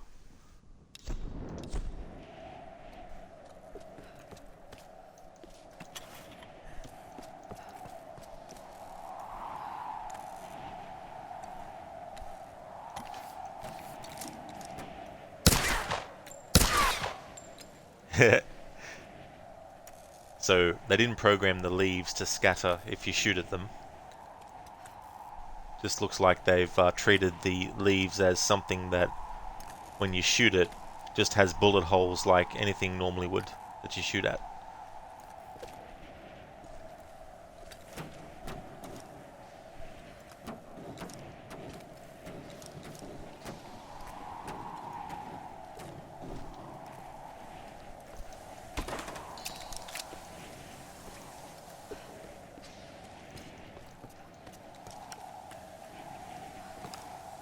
Sacrifice.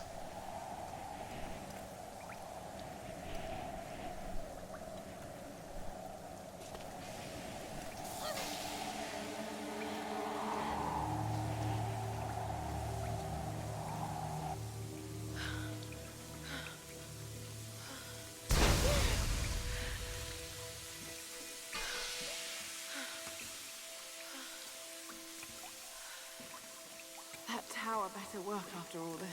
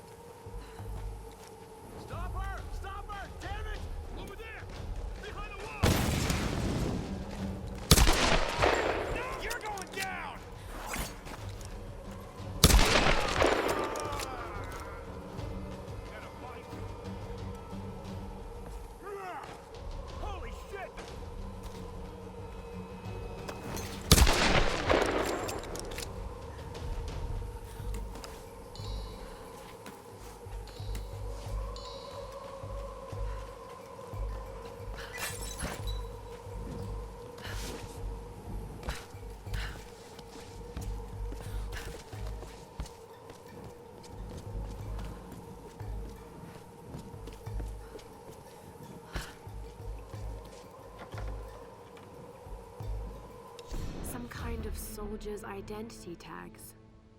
I don't recognize the kanji. Were these used during World War II?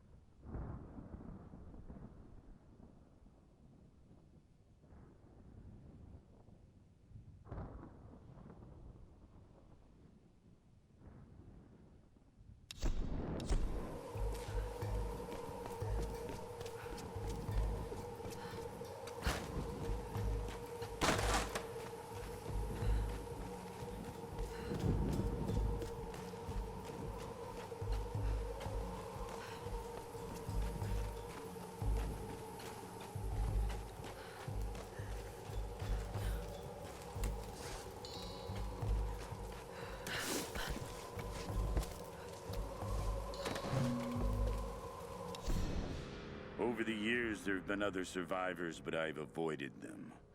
And if they got in my way, I was not merciful. But now I know I need others. In order to move forward, I must fully control this island. So I will gather a small group of loyal followers. They must understand power and the need to organize. But more importantly, they cannot hesitate to kill or use violence. It will be part of their life here. They will need structure and purpose and work. But when this island is mine, I will discover the true secret of the storms. Diaries of a Madman, the Solari. Matthias is truly an evil man. The way he speaks of violence and killing so casually. This is madness.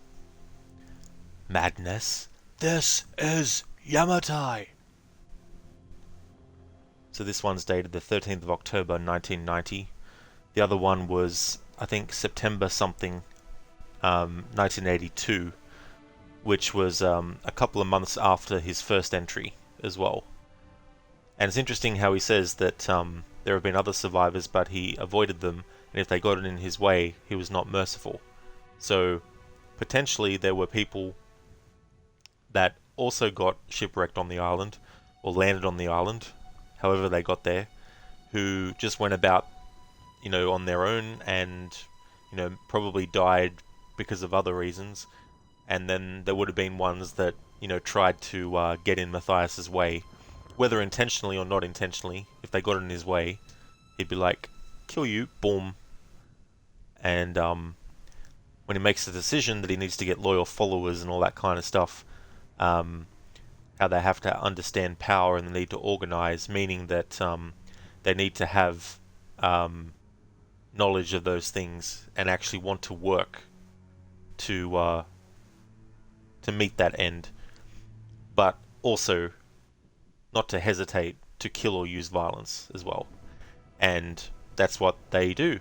And so that's another argument as to why Lara is in her right to kill every motherfucker on this island who tries to kill her.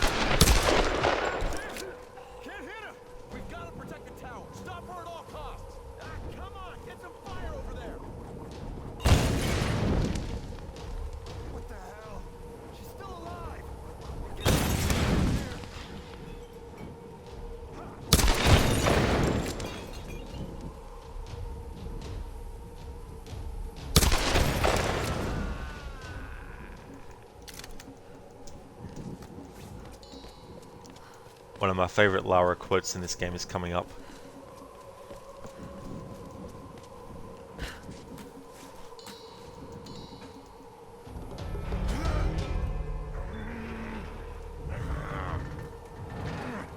Out of the way!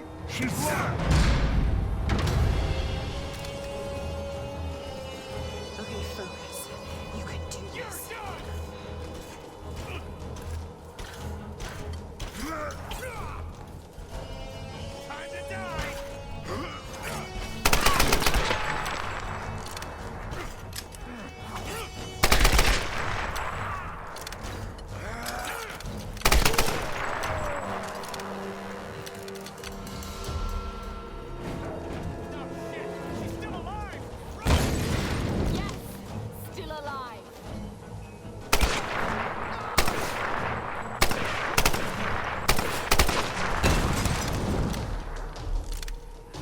There it is. Yes, still alive. Love the way she says it.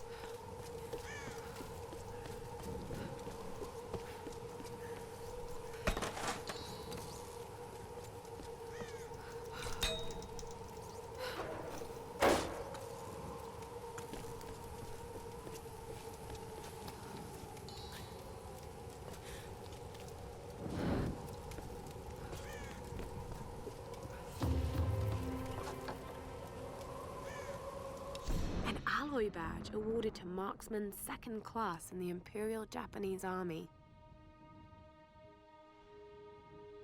A faint kanji etching. Someone's name?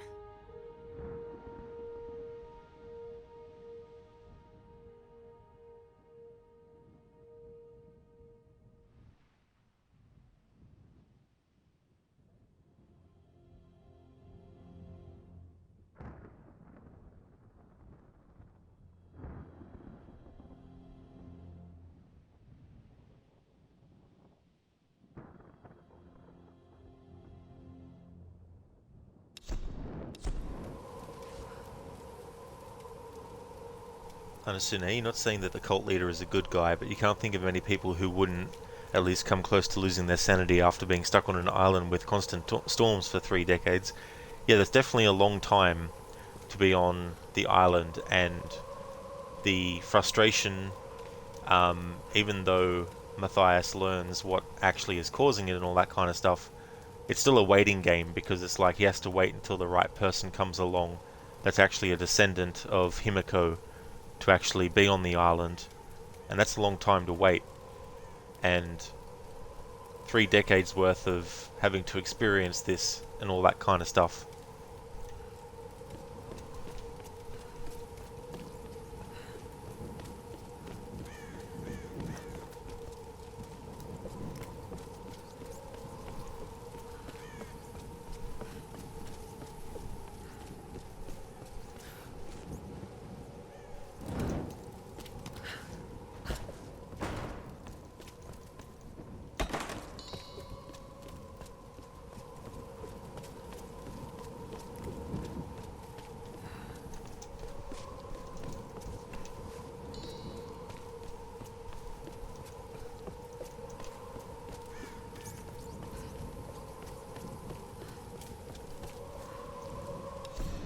A plan is taking shape in my mind. In order to unlock the power of this island, I first need to understand what has happened here. I need time and room to study this place. There are many mysteries here, foremost of which the ruins of an ancient Japanese empire and a mysterious queen. It all started with her. Diaries of a Madman research. Matthias started uncovering clues to the true nature of this place. But what was his plan? So now this entry goes back to 1982 and talks about how he finds out about the Japanese empire that was here and the mysterious queen and how it all started with her.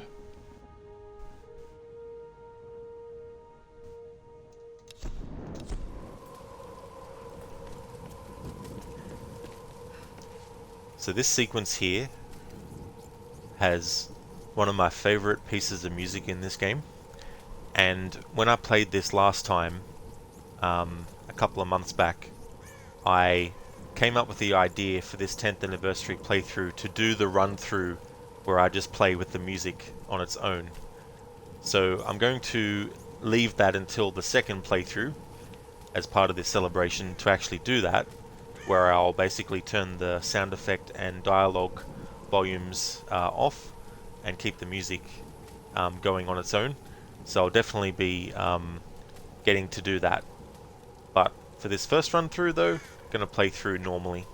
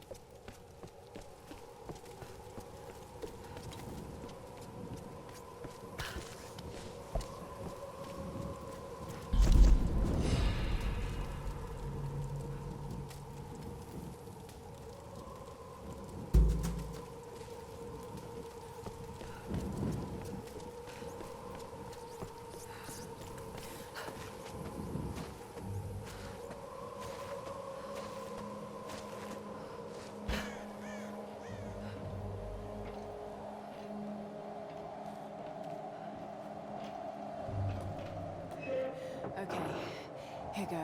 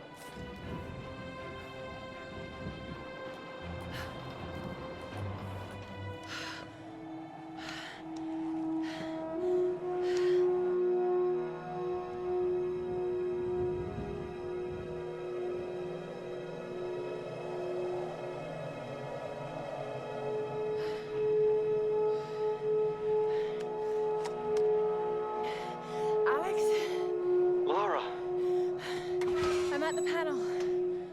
Okay. The tower should boost the signal from the transmitter. Okay. Alright, find the emergency channel and get a clear signal on your radio before you broadcast the SOS. Hey. We got everything crossed for you down here, LC. Thank you.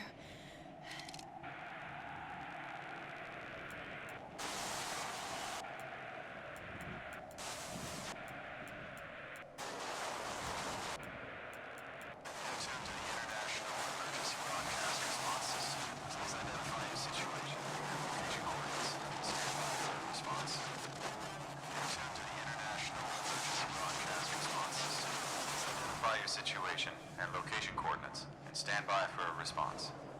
Mayday! Mayday! This is Lara Croft of the Endurance. We are stranded on an island in the Dragon's Triangle. We need help and medical supplies. Please respond.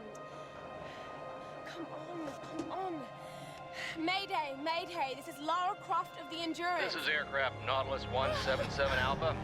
Searching for you since the distress call from your vessel. Almost given up hope. So had we. Got your approximate position, but we could sure use a visual. I'll figure something out. We'll be heading your way soon. Out. Lara Croft, you are my hero! Hey, you know, Reyes actually just cracked a smile. Right. Need a signal. A fire. Fuel, flames. I can do that.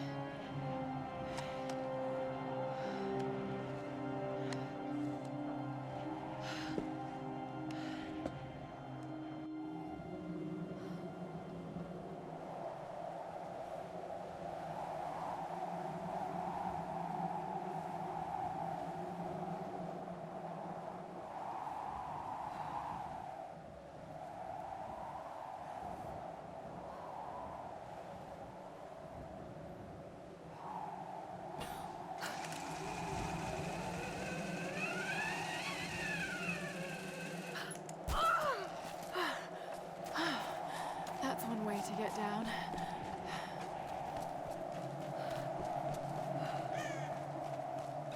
Fuel tanks.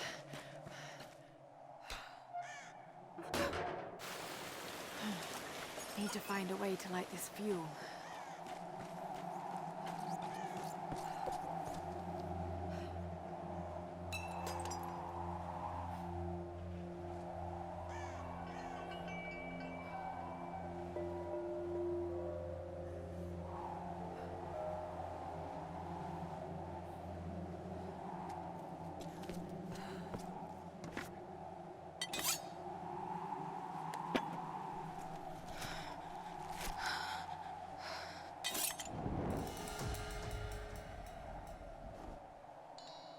This should do the trick.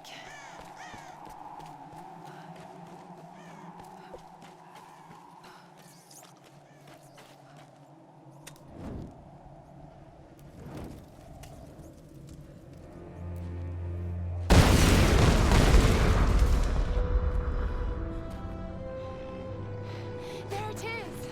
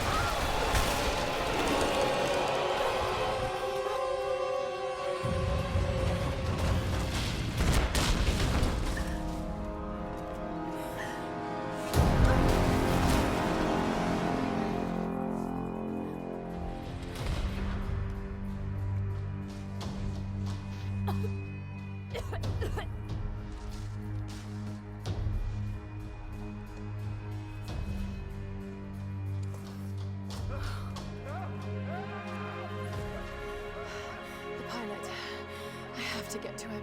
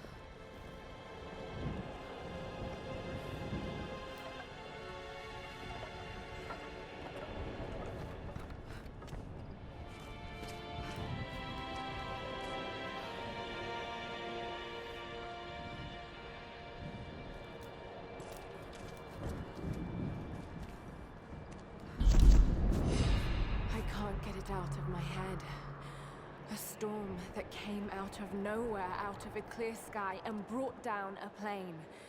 It's not rational. You know it's not rational, Lara. There must be some explanation. I just don't know what it is yet.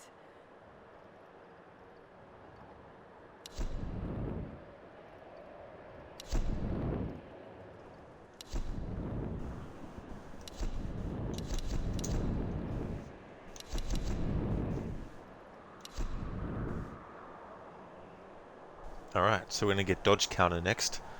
After dodging an enemy, stab them in the knee with an arrow to cripple them and leave them vulnerable to a killing blow, ending their adventuring days. We'll grab that.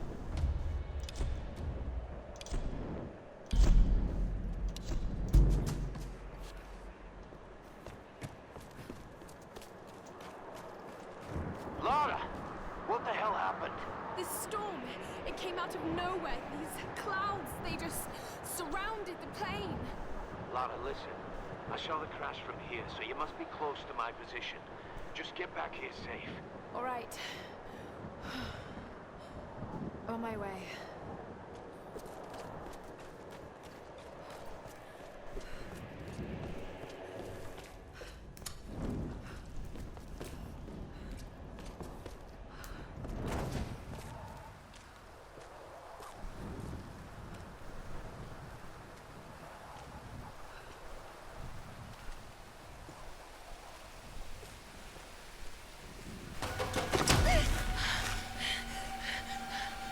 Over here! Firing from flank!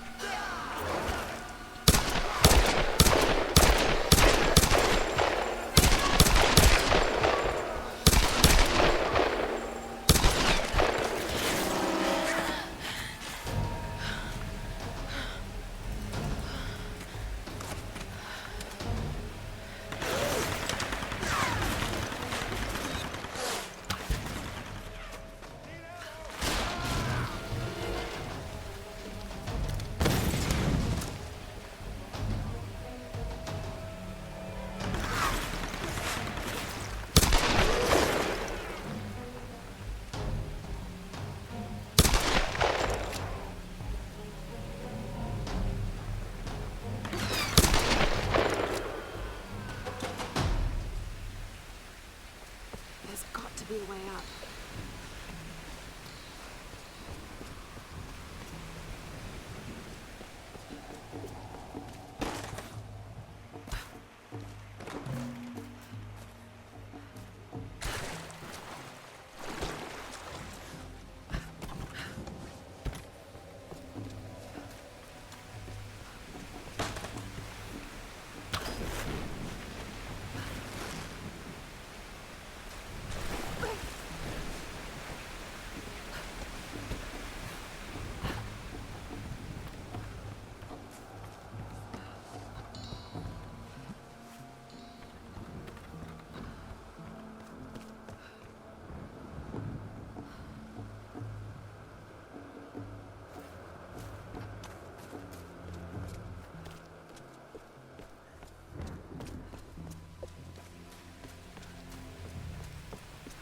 That looks like a good spot to hook into.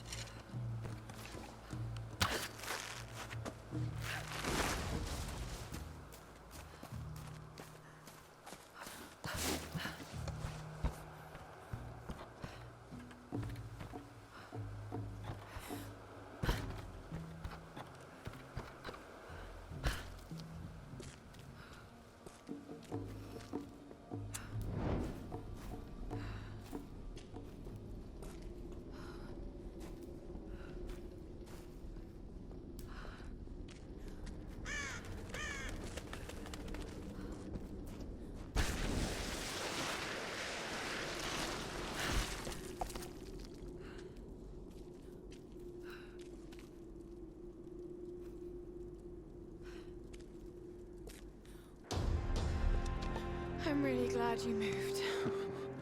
You and me both, girl. One moment they were fine, the next, there was this storm. It came out of nowhere. It's not your fault, Lara.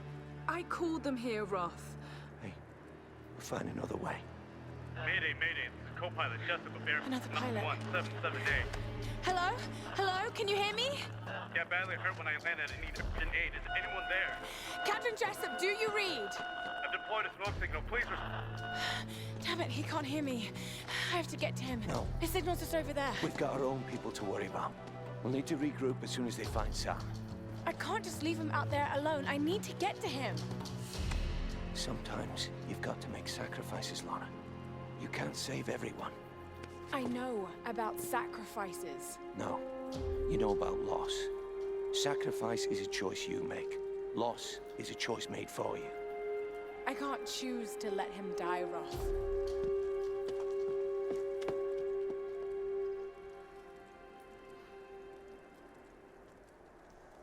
Anasune, that's absolutely no trouble at all. I hope you enjoy your movie. I don't know how long the stream will be, but if I don't see you during this stream later on, I'll catch you next time, Anasune. But if I do, I'll see you then. So there's a great sequence there where Roth is telling Lara about sacrifice versus loss, and what he says is true, but what Lara says is actually, you know, right, because when he says that sometimes you have to make sacrifices, Lara's like, I know about sacrifice, and then Roth is like, you know about loss. Sacrifice is a choice that you make. Loss is a choice made for you. And then Lara's like, well, I can't choose to let him die. You know, and I think it's a great way for that theme to be brought in to this game, which actually carries through to Rise of the Tomb Raider and Shadow of the Tomb Raider as well, in various ways. And it's also showing a level of understanding that Lara has, which is the fact that, yeah, sacrifice is a choice that you make, but at the same time, it's someone that Lara feels is worth the choice of saving. You know what I mean? And that's a heroic thing, and that's a heroic aspect of the character that gets pointed out there as well by that. But it's such a great theme as well, and it plays through the rest of this game, but also into Rise and into Shadow of the Tomb Raider as well.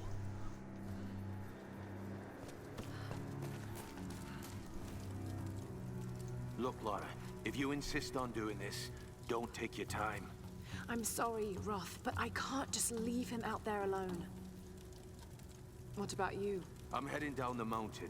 Maybe I can join up with the others. I can't just sit here.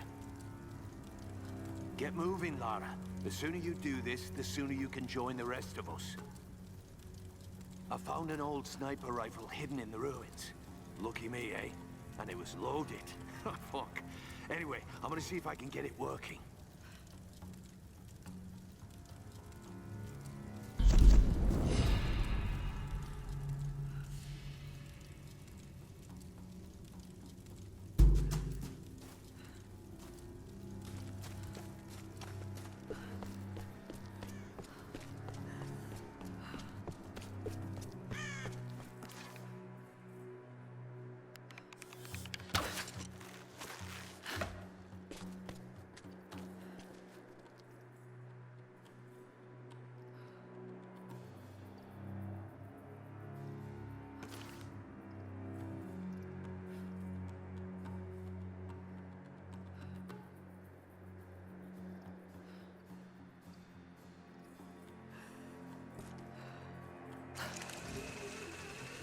This hut looks clear.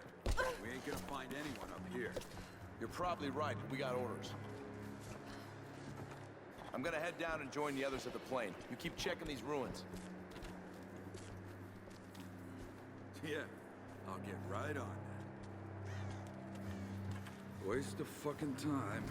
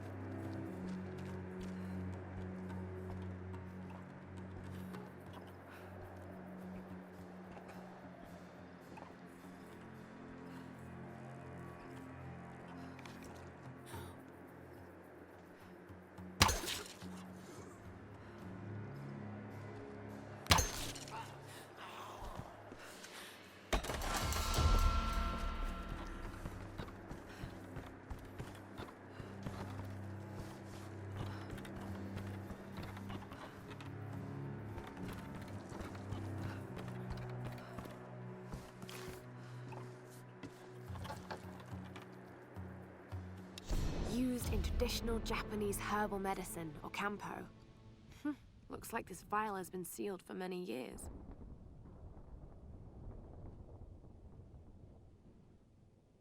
These are probably maitake mushrooms, used to boost the immune system, also known as dancing mushrooms.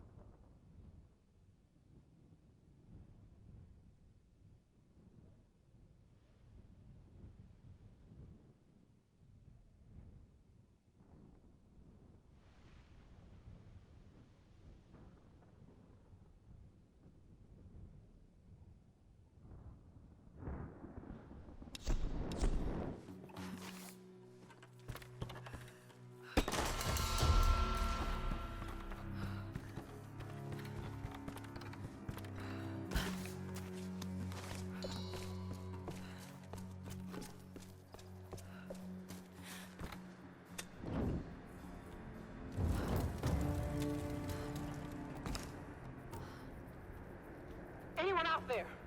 Roth? I'm here, Reyes. What's your situation? We followed a group of men to some kind of city. This place is insane, Roth. What the hell are they doing here? I don't know, and I don't think I want to know. Any sign of Sam or Whitman? Nothing yet. Are you with Lara? Yes. We'll be, heading down the mountain soon to meet up with you. Okay. We'll try to get in a bit closer. Keep this channel open.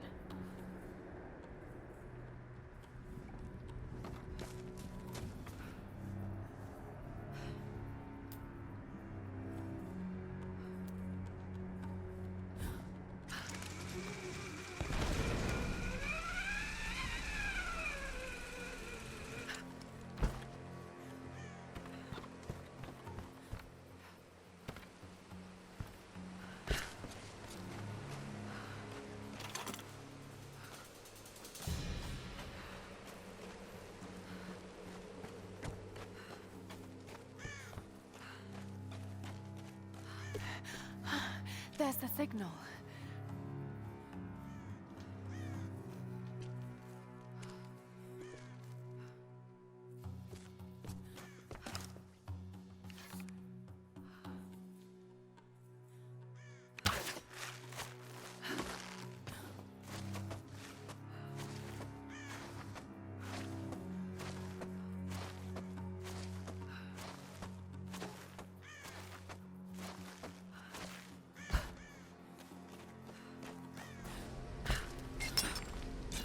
Come on, we gotta get back. Shut up and let me finish.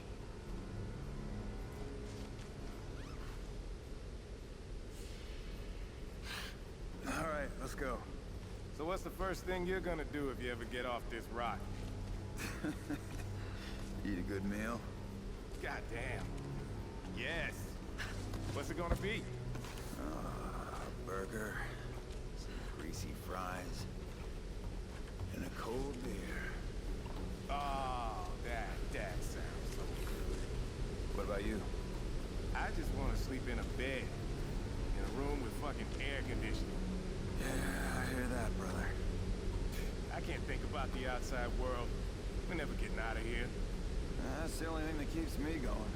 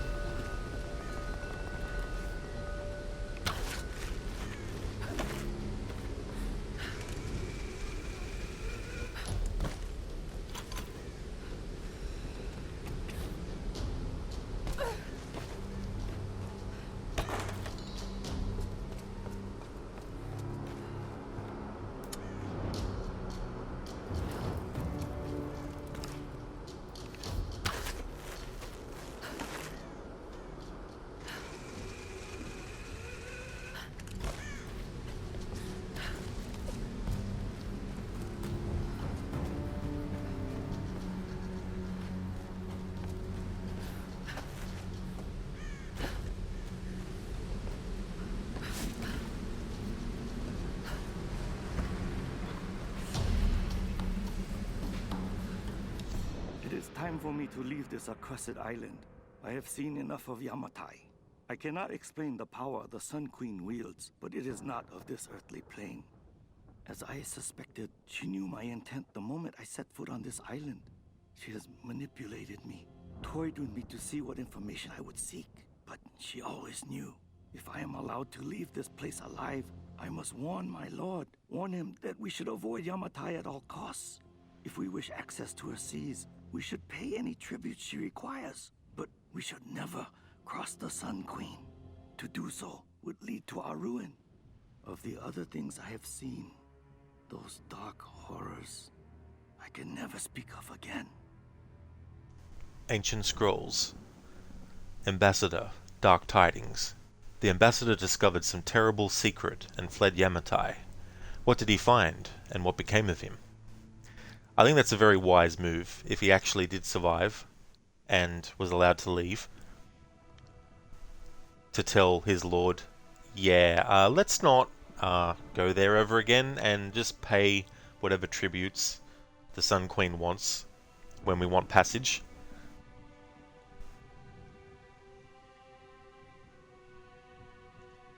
One of the things that I love about these things in this game is that it gives you a glimpse into the island at different time periods. You get the time period back when Himiko was still alive, and then you get the time period when it was World War II era and the Japanese and German soldiers were on the island. And then you have the 1980s and 1990s, which is covered with Matthias's journal entries. And then of course you have present time in this game's story, where it's around 2013 and Lara and the rest of the crew of the Endurance are here on the island. So you get all these different perspectives through these journals, and these are the type of things that I feel the 2018 movie could have actually included into the movie.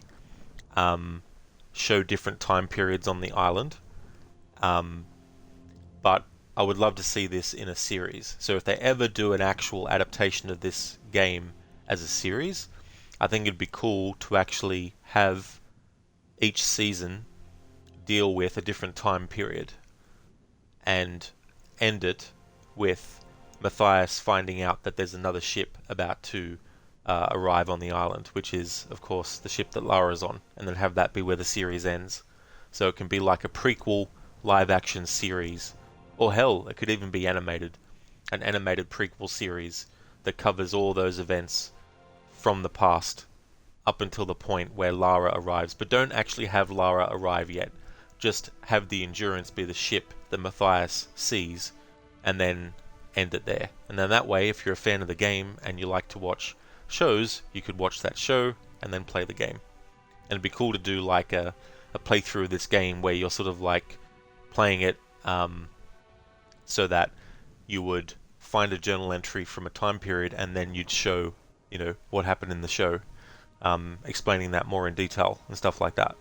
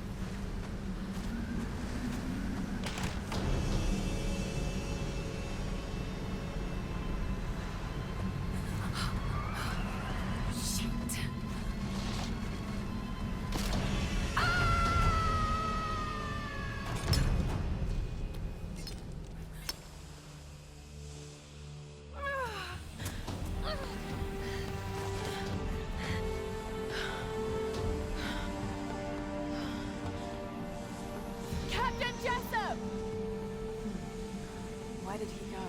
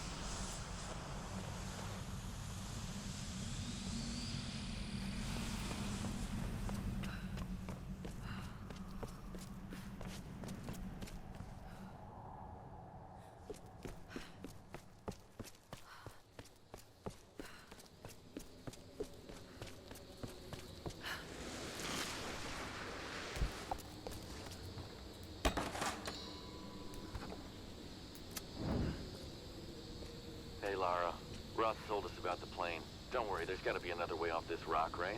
I hope so. Any sign of Sam? We tracked her to some old Japanese palace. I don't like the sound of that. Hey, don't worry, she's probably just, sightseeing. You're a terrible liar, Alex. You have to be careful in there. Good luck.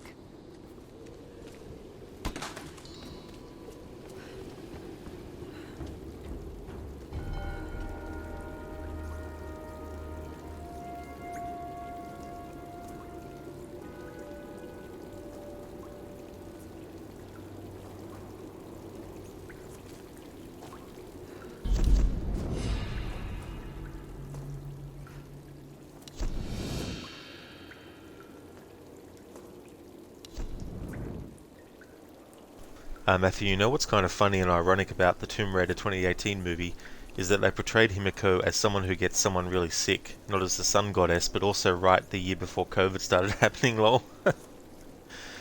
Yeah, that was the thing, right? Like, in this game, it's all supernatural based, you know. Himiko has supernatural powers, and that's why, even though she's half dead and half alive, she still has the ability to create the storms at will. And all that kind of stuff, you know. But the movie completely takes all that out of it. And so when they actually find Himiko's body, it's more that Himiko's body has some kind of virus connected, attached to it. And when they open it up, sarcophagus I think it is from memory, I can't remember if it's breathable or if it's like just touching it. But in any case, they just basically make it that Himiko's body is covered in some kind of virus that kills people, and that's it. But yeah, that is pretty ironic, what would end up happening, you know, with COVID and stuff. I can't do that now. Dodge kill. Skillfully dodge lightly armored opponents and then strike them at close range to kill them instantly. Sounds good. You think it's when they touched they got sick. It's just such a shame, you know, like there's so much meaty stuff in this game story that they could have actually used, but nope.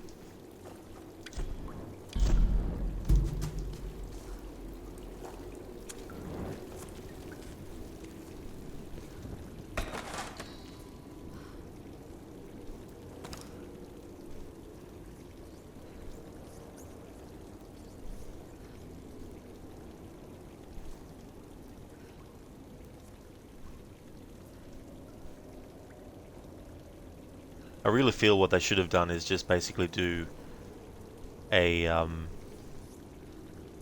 original story, just like the first two Tomb Raider movies were just stories that they came up with for the movie, not stories that were based on one of the actual games.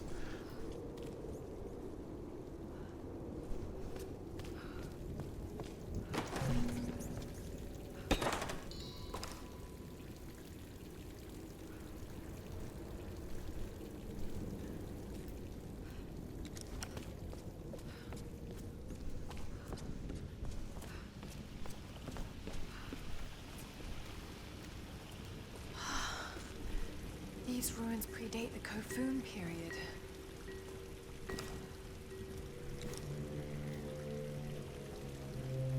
The statue's like, hey, don't shoot.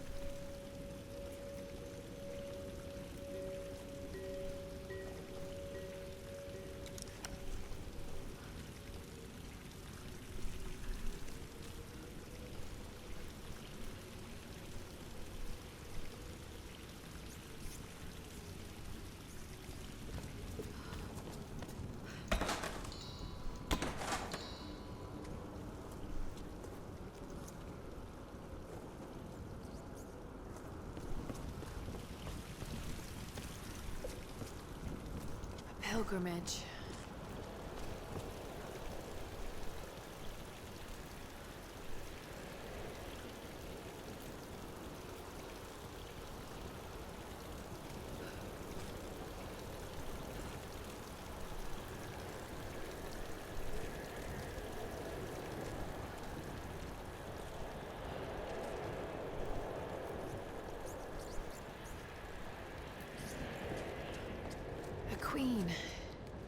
Himiko?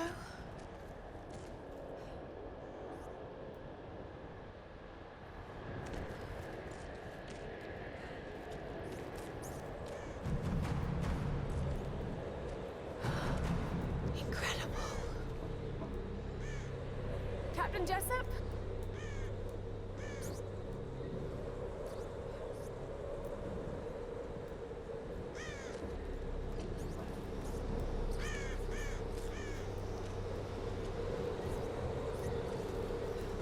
Captain Jessup?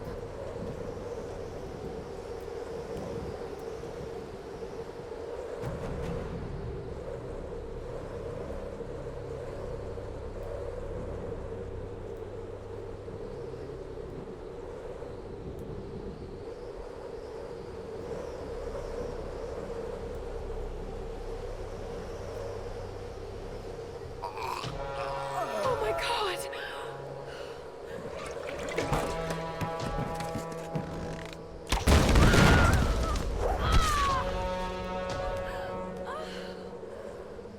For a child, you've caused me a great deal of trouble. But you're just as naive and predictable. Kill her! Leone! The Guardians are here! Come on, get out!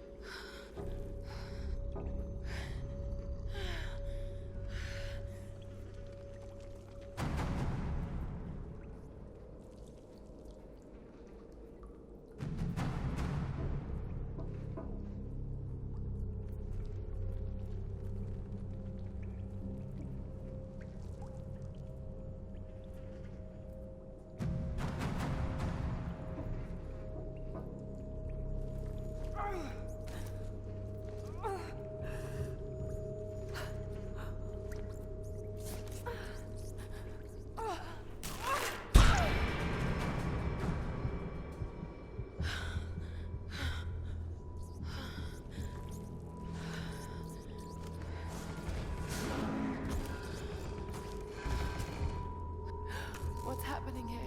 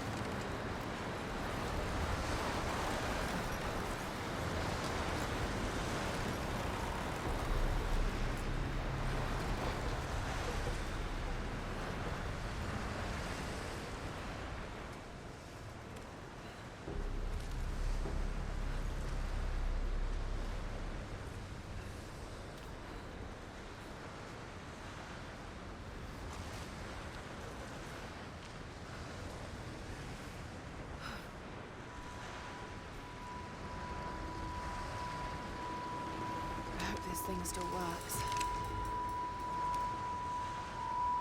I heard something below. Good, let's get the fuck out of here before they find us. They're looking for me.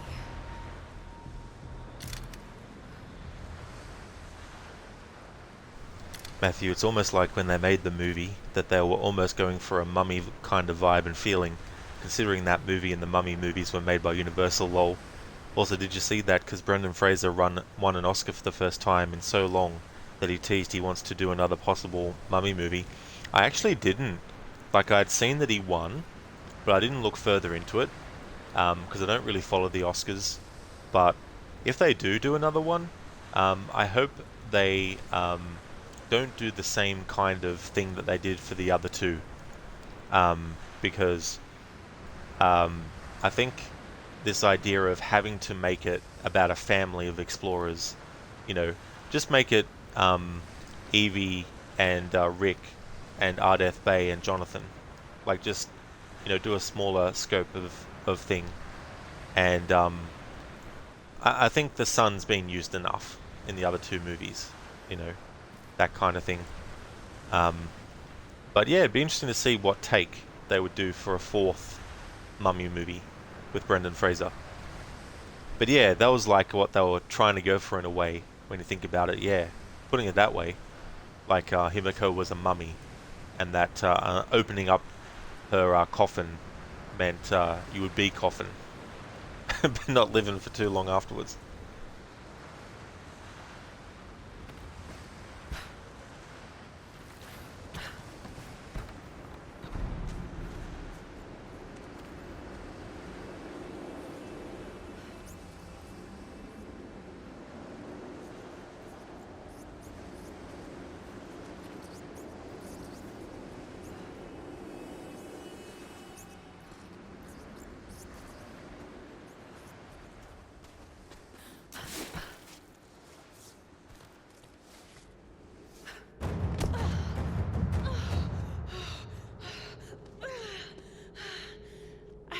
Tombs.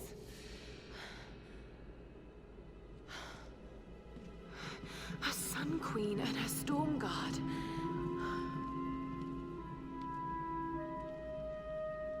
Himiko, the first Sun Queen. This is Yamatai.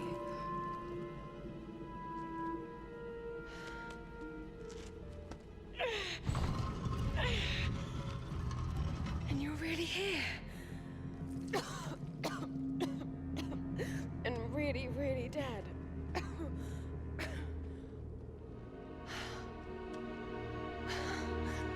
This is incredible.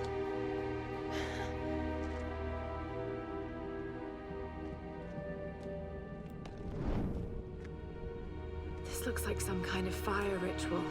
A sacrificial ritual. Horrible. But why were the women burnt like that? A journey, a pilgrimage to... is that this monastery?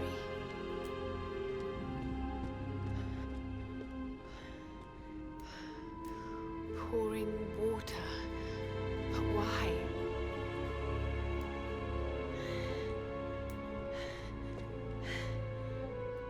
And there you are, Queen.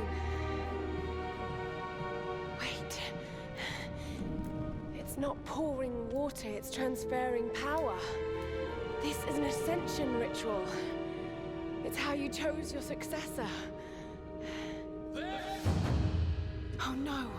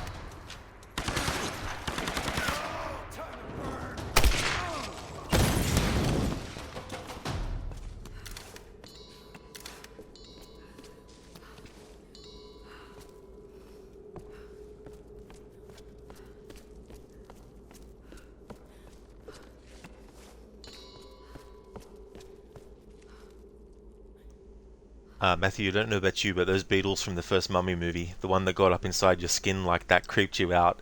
I don't blame you at all. Like, I remember seeing that movie when it came out and seeing it on the big screen, and that whole part where that dude is like getting the beetles off the wall and he's putting them into his satchel because he's thinking of how much money he's going to get for selling them, and then one of them cracks open and goes inside his the toe of his shoe and gets into his actual skin and crawls up all the way, and then when Rick and Evie and them see him next, he's screaming his head off and running, and then he runs into the wall and then falls over dead. Such a memorable sequence in that movie.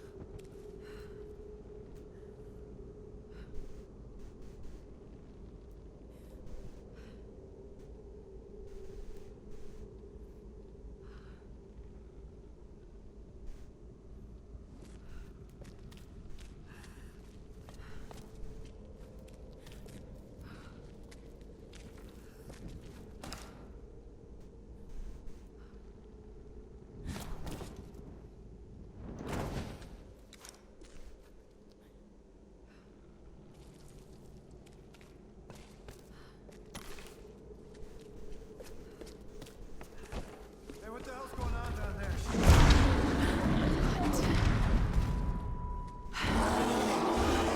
What the hell is that thing?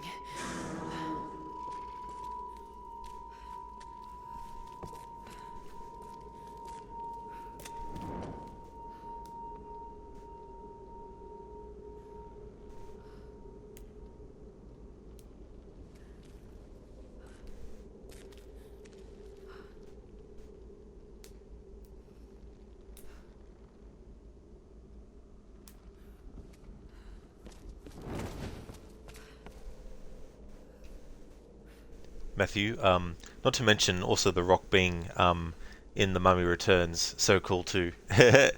Yeah, that whole sequence where he actually turns into a giant scorpion as well. The 2001, or I think it was 2001 CG didn't do that part any favors. I didn't mind The Mummy Returns, but I don't think it was as good as the first.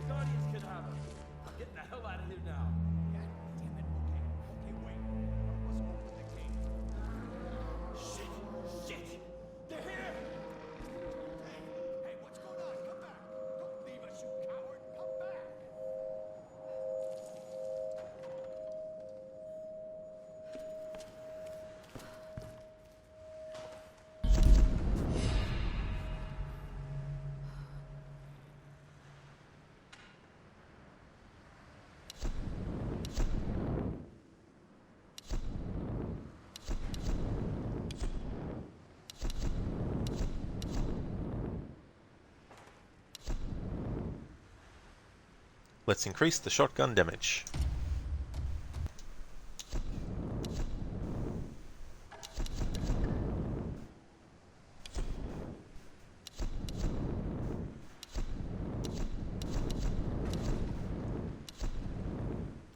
Let's get more ammo for the rifle. Longer magazine, holds 15 more rounds.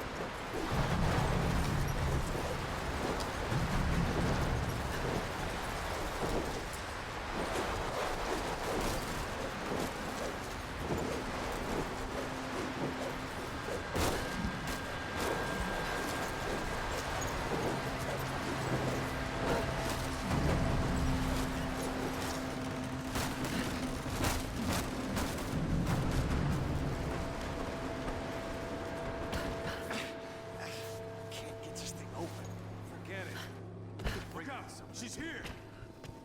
Hey, woman, don't shoot. Let's be friends. The Guardians will kill us all for trespassing. Who are these Guardians? What do they want? Kill her!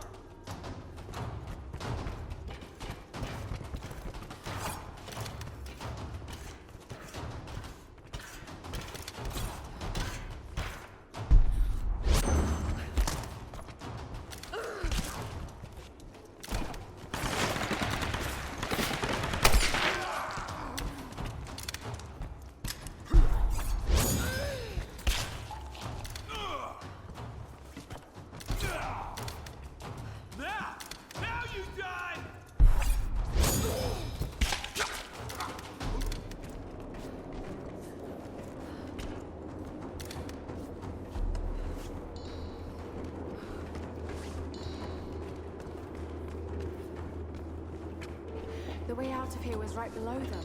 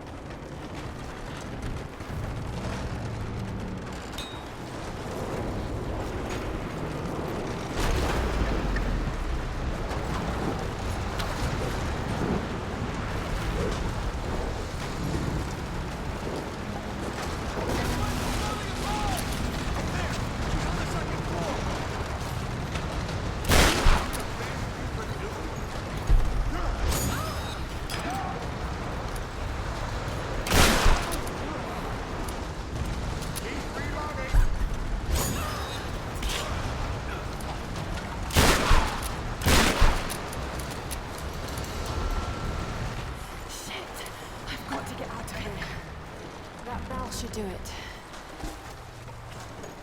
The way out of here is right below them.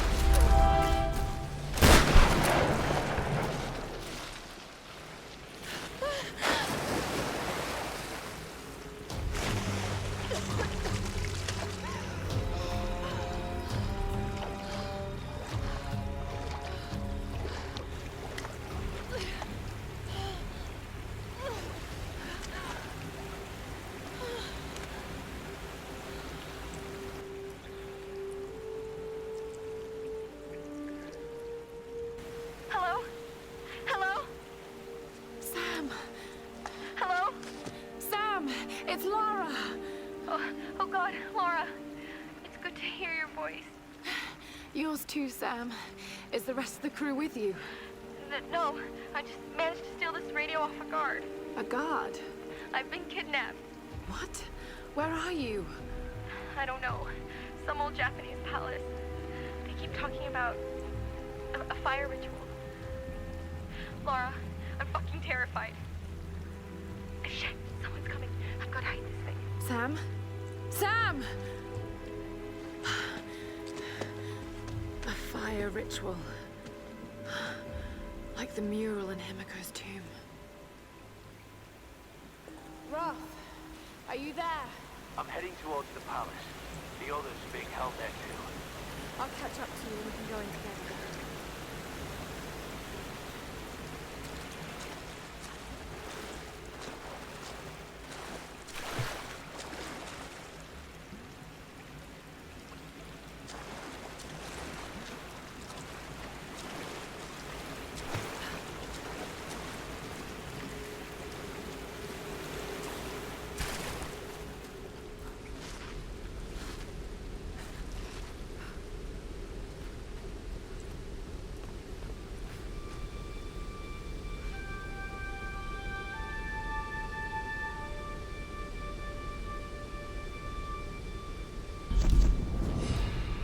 Just when I thought things couldn't get any worse. What were those things in the monastery?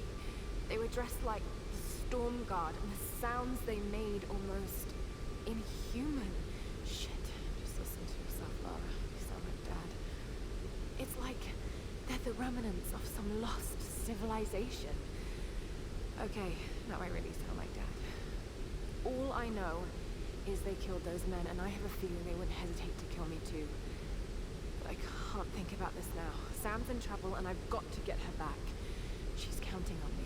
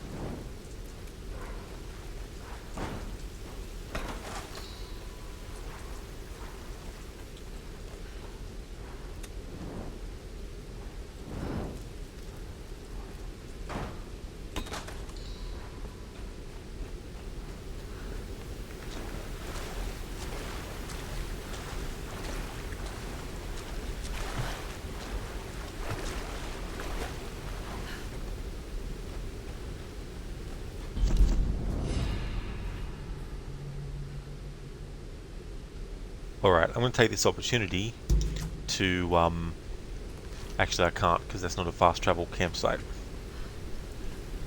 The next fast travel campsite we get to, I'll use that to backtrack and clean up some of the collectibles that we've missed.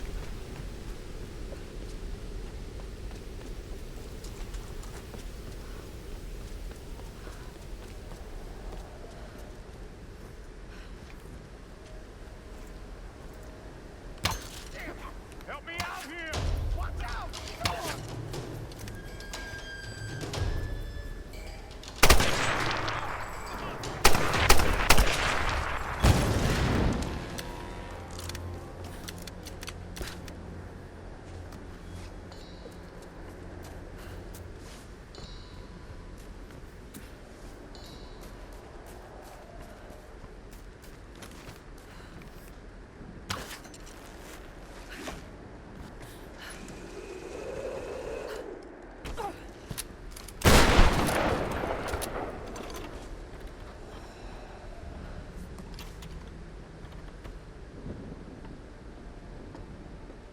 Oh God, that was close. Are you there? I'm here, Sam. Are you okay? What do they want with me, Lara? A fire ritual? This is so fucked up.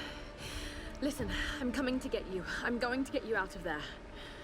Please, please help me, Lara. I promise. I promise, Sam.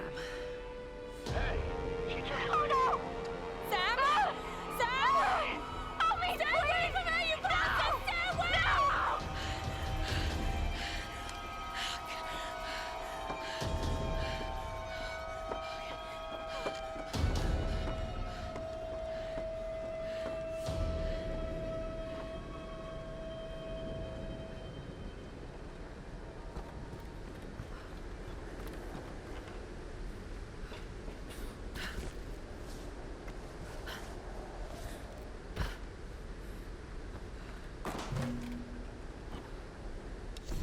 I want for nothing now.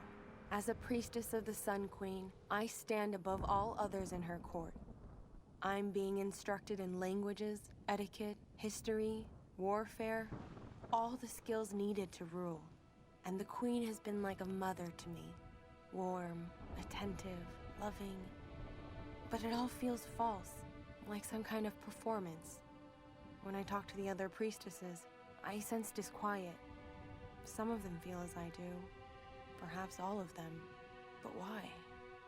What is it that we all fear? Ancient scroll. Hoshi at her side. This is fascinating. Hoshi describes her daily routine as a priestess, but something wasn't quite right. Definitely wasn't, no. It's interesting when it says it all feels false, like some kind of performance. And that's because, number one, the Queen doesn't really feel that way about them.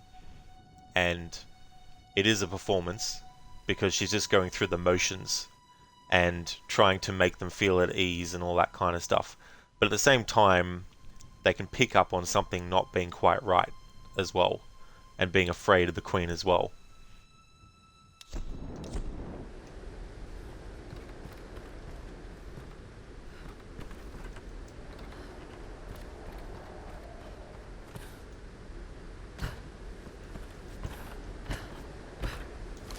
Alright, so let's use this opportunity now to go and do some collecting of stuff that we missed.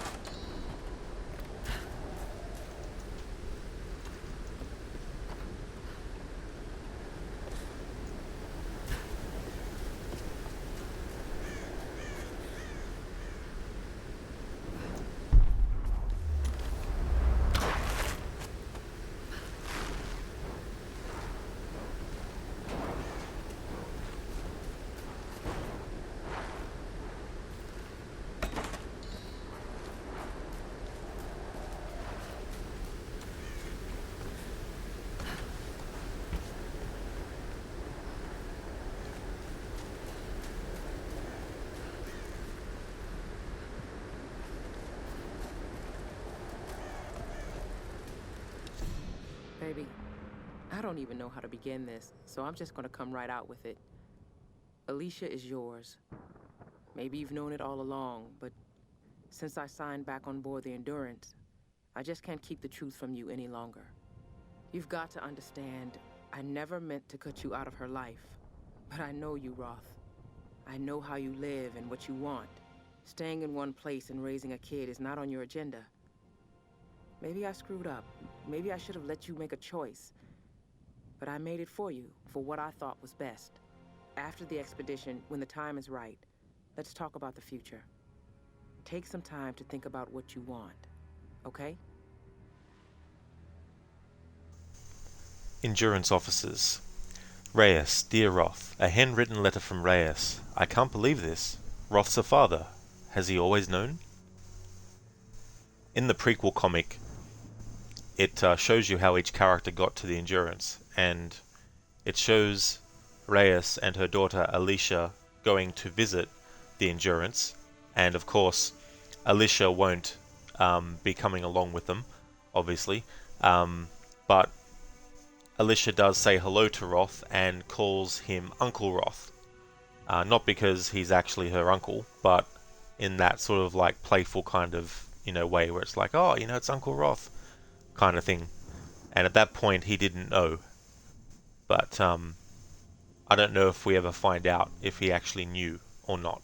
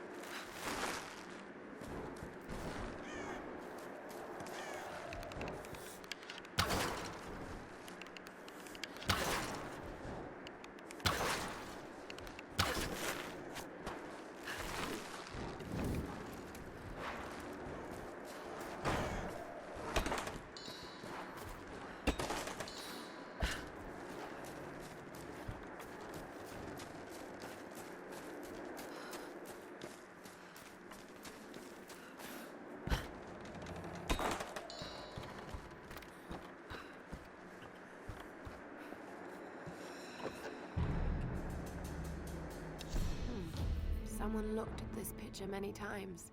It's been folded and unfolded repeatedly. He never returned home. This island has taken so many lives.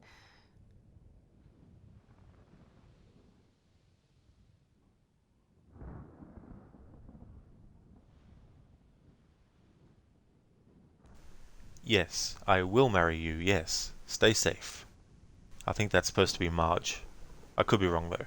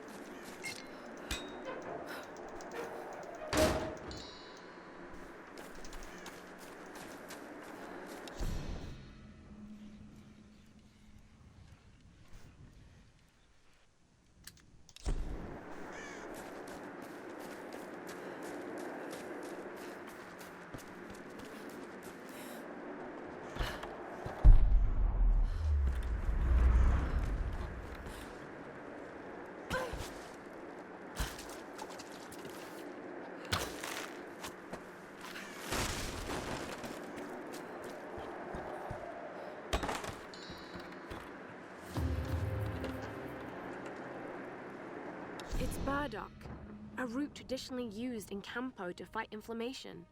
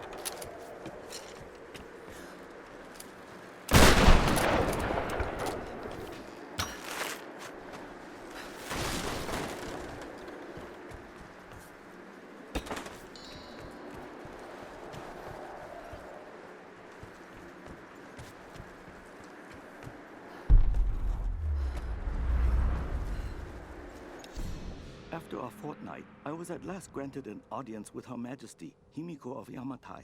I must confess, she is unlike any woman I have ever encountered. Beautiful, yet inscrutable, calculating even. She surrounds herself with her priestesses of the sun. No men attend her, save the general of her armies. When I met with her alone, I came to realize that she is not at all what she seems. I was sent by my lord to spy on her, to assess the strength of her armies. But now, I feel she is the one assessing me.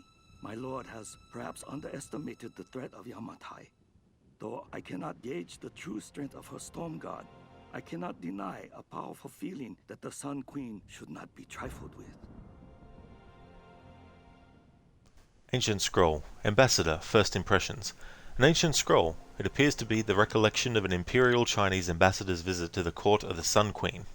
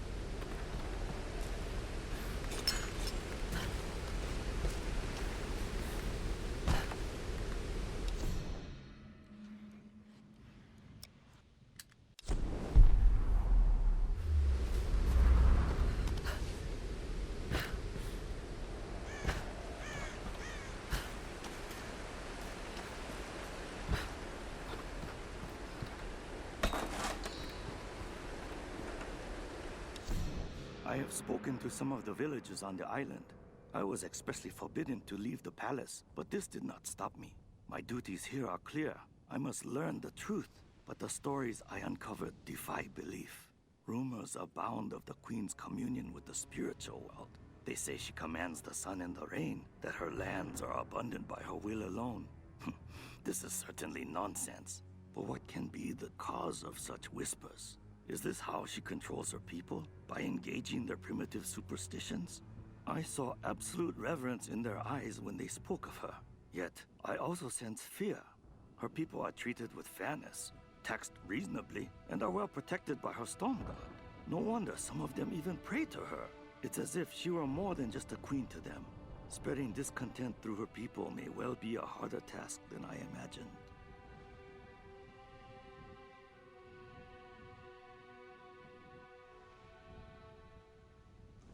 Ancient Scrolls, Ambassador Discoveries. The Ambassador uncovered a mystery surrounding the Sun Queen. It seems she had some kind of unnatural hold over her people. Or supernatural.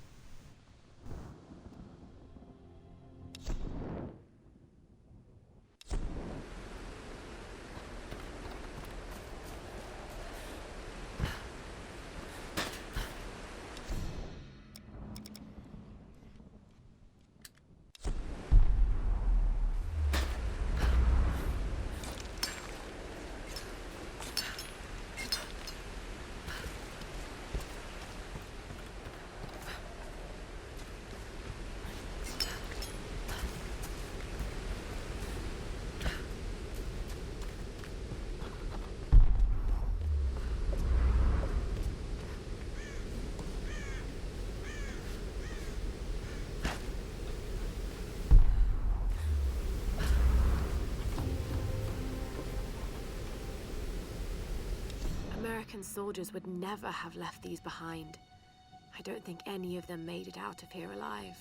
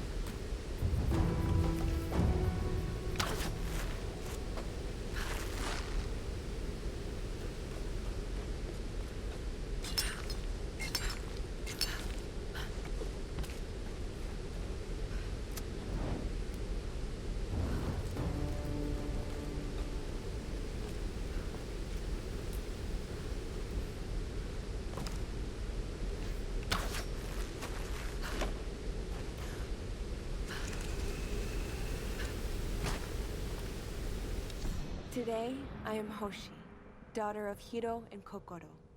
Tomorrow, I will be Hoshi, daughter of the sun. The queen has spoken, and I was given the robes. Every girl in every village dreams of this honor. Mother cannot stop crying, and father is beaming with pride. I have never seen him smile so much. This greatest of honors will raise my family to the heights of Yamatai society. We will want for nothing, and someday the Sun Queen may even choose me to take her place. And yet, I cannot deny my feelings. At first I dismissed them as simple nerves, but the unease has grown within me. I could never refuse the call. To do so would invite ruin to my family, but I am frightened of my queen. Ancient Scrolls, Hoshi answering the call. This is an excerpt from the ancient diary of Hoshi, a young priestess of the sun. Interesting. She feared her own queen.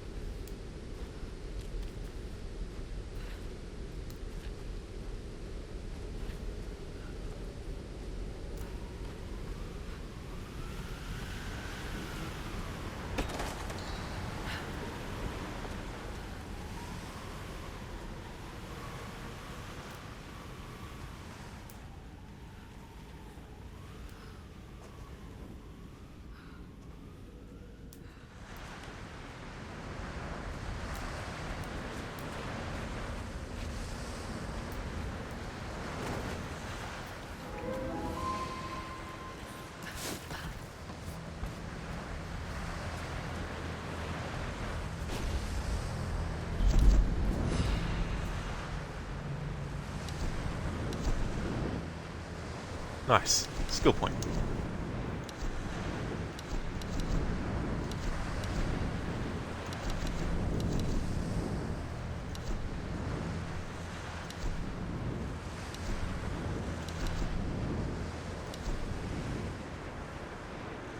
We'll get this. Accomplished Killer. Eliminate your enemies with finesse to earn greater rewards.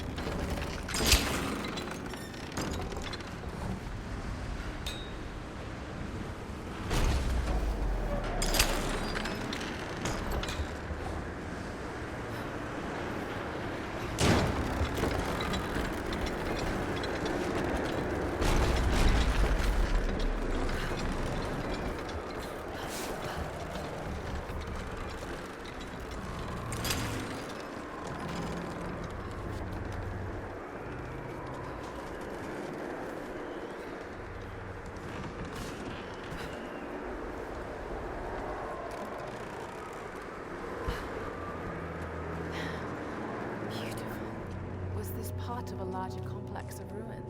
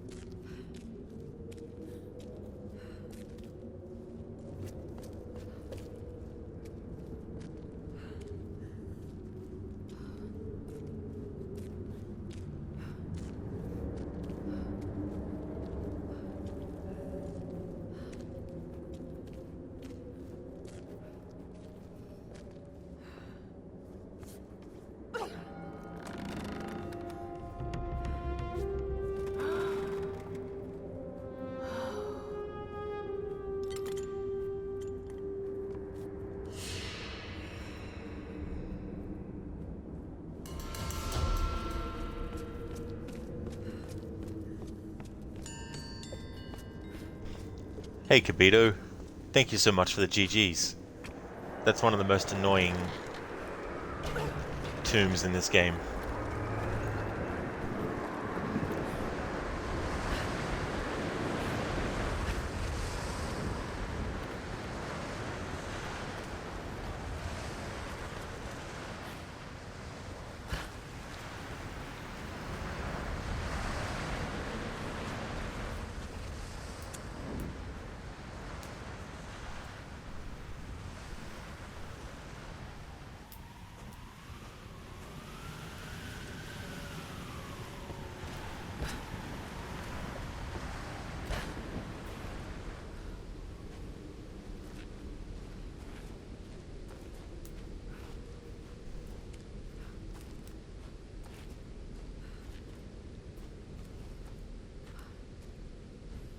Hey Ishimura, I'm going really good, thank you. How are you?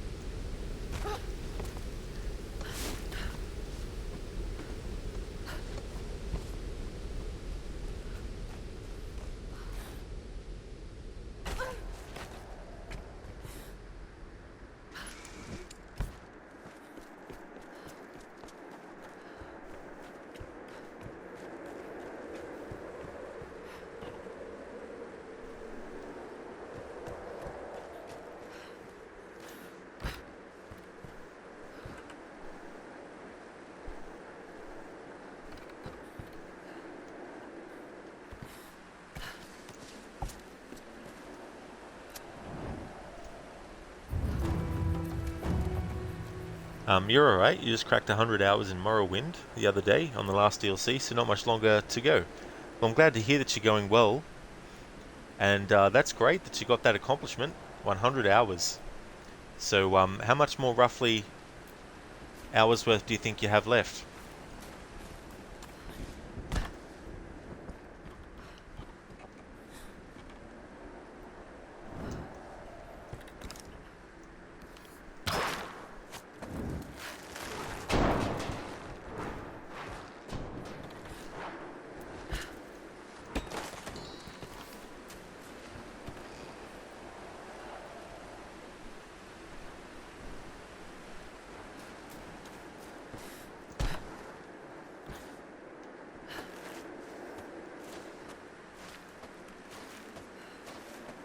Hey there, Ryu.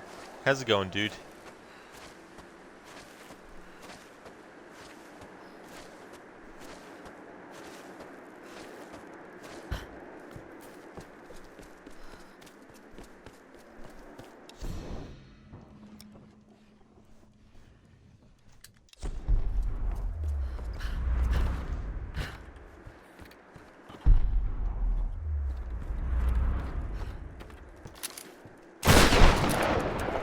Ishimura, about 8 to 10 hours left, you'd say. It's the only game you've played for the last 2 months, so it'd be good to get into something different when you finish. Absolutely, you know, it's good that you've enjoyed doing that for as much time as it's taken, and it's definitely understandable to want to, you know, jump into something else as well that's a bit different too. You going well, Ryu? That's awesome to hear, dude. My queen, as I stand in your light, I swear this oath of allegiance to you. As your first storm guard and general of your armies, I will serve you unconditionally and protect the lands of Yamatai and all your people. I will stand at your side for the remainder of my days, relinquishing my post only at your command. If I should fail in my duties, my life is forfeit. My heart beats at your command. My breath is drawn at your pleasure. From this moment onwards, I answer only to you. Ancient Scrolls. General, the Oath. This old scroll contains the oath of allegiance taken by the Stormguard General. He pledged his very life to the Sun Queen. Ishimura, you like to play one game from start to finish before moving on? You find it hard to juggle multiple games at the same time? Yeah. Sometimes too, your focus just wants to be on the one game. You know, you just want to play that more than any other one that you've got.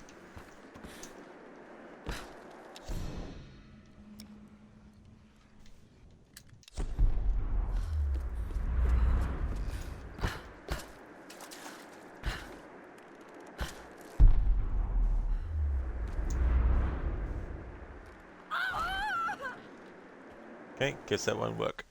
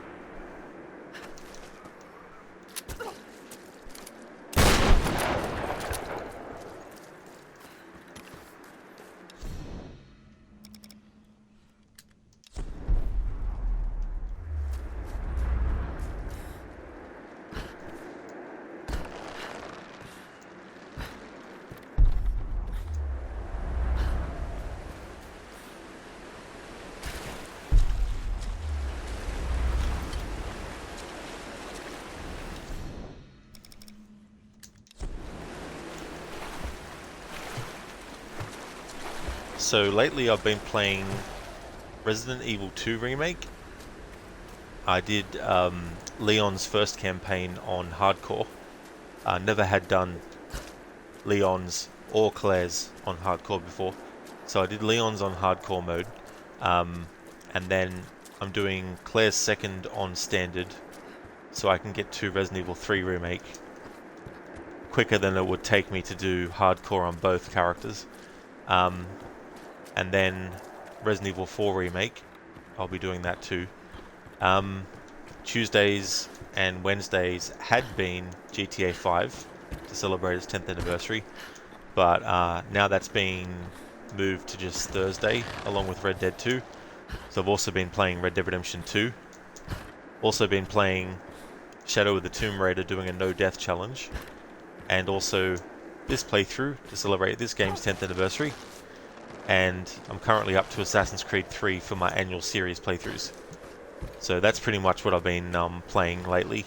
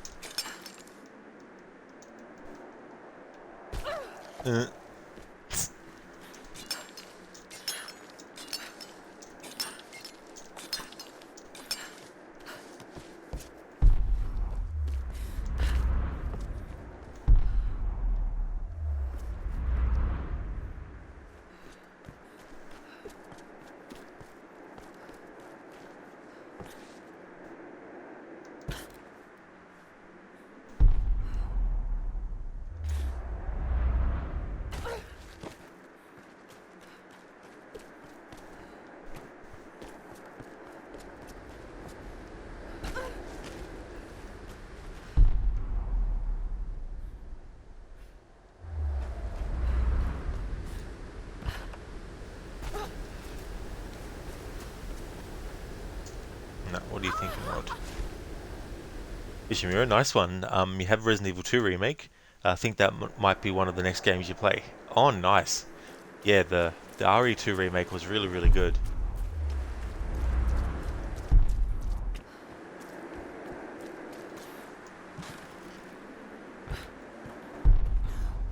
Felt it was worth the wait.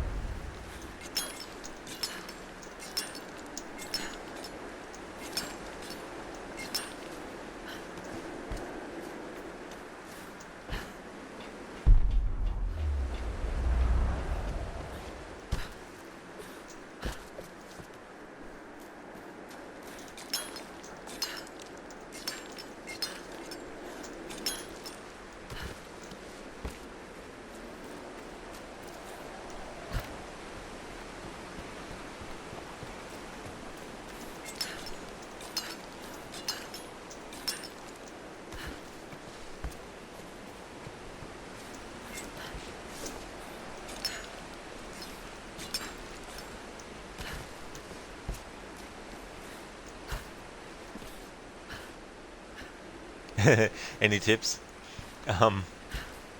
Don't expect a shotgun shot to the head to kill the zombie in one shot every time. Sometimes they'll survive a headshot with a shotgun. Same with other weapons, like with the handgun, for example. They can take like 10 headshots and still come back to try and kill you.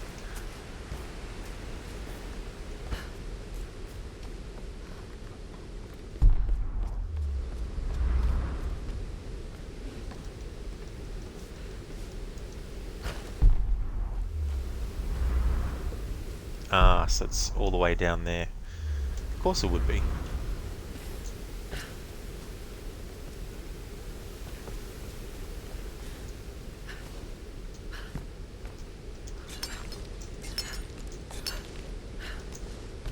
Pistol to the knees, the knife when they collapse is still the go-to.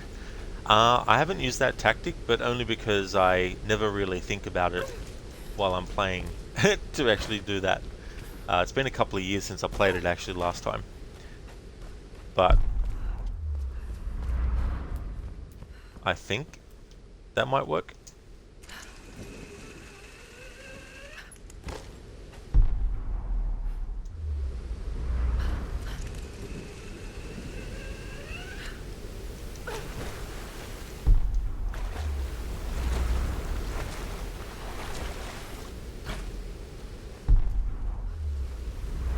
Here we go.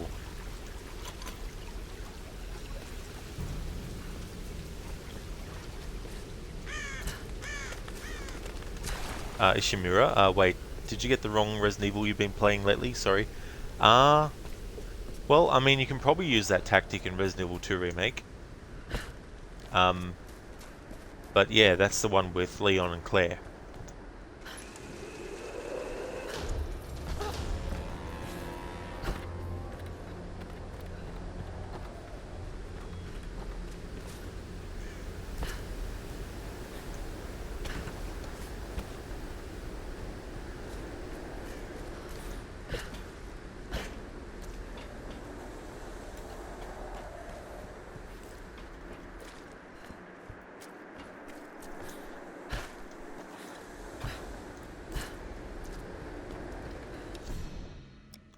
Alright, Mountain Village is done to 100%. Nice. Coastal Forest. Alright, Mountain Temple, we need to get some more stuff. Mountain Village is 100% done. Base approach needs some more stuff. Base exterior as well.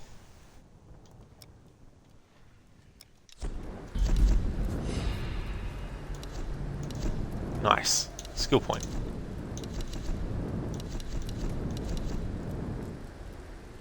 Alright, let's get Heavy Lifter so we can carry more, the maximum of ammo gets bigger.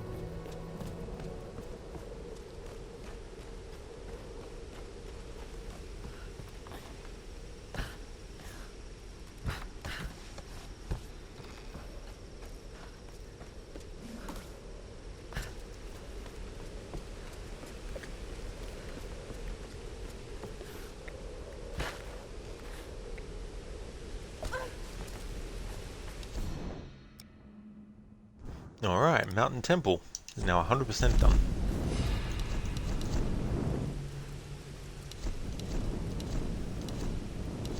Now it's Base Approach's turn.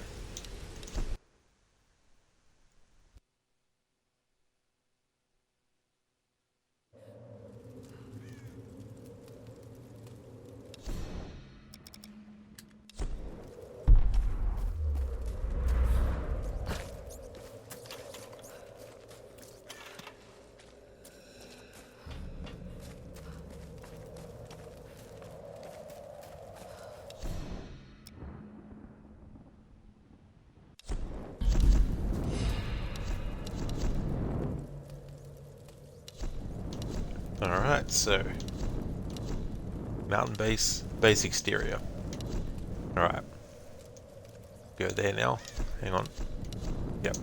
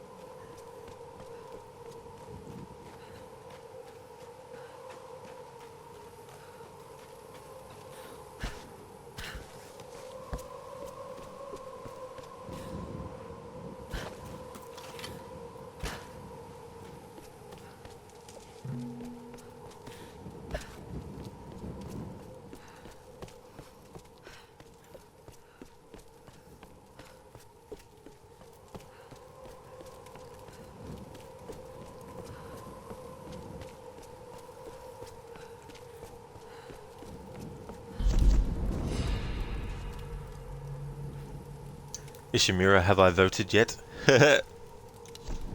Votes, votes, votes.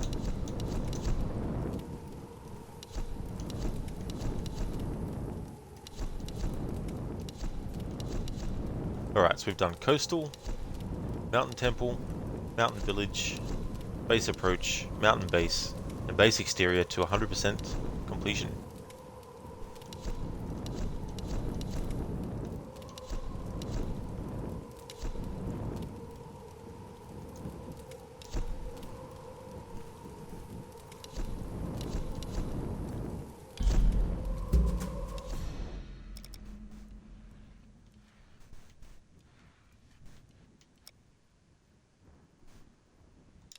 Oh, good. I am where I need to be.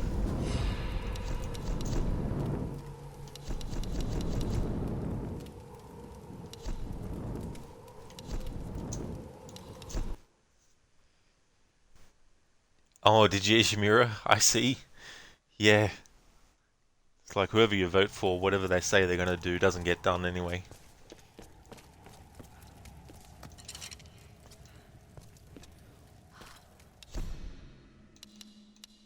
Okay, so this is where I'm going to end the stream. We're going to go and raid Crocodiles for some Assassin's Creed 3 action.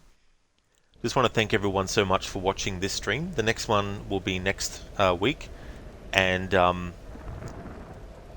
probably be doing a Shadow of the Tomb Raider No Death Challenge stream next week. I didn't do it today because I wasn't in the mood, plus I started the stream late anyway, so I wanted to do a stream of Shadow of the Tomb Raider No Death Challenge when I was actually feeling in the mood to do it and with more time up my sleeve. So the next game you'll see from me will be Assassin's Creed 3 as well. I won't be doing an early stream, so it'll be probably around this time right now, except tomorrow when you see me streaming next. But I'm also doing Sunday Assassin's Creed 3. So if you see me streaming Assassin's Creed 3, you know it's either Saturday or Sunday for me. My Saturday stream is going to start late my time, which is the time it is now, roughly. Somewhere between now and half an hour from now is when I'll be starting my Assassin's Creed 3 stream. But I just want to thank everyone so much for watching. Set up a raid. Thanks for stopping in, Ishimura. You have a good night as well. Thank you so much.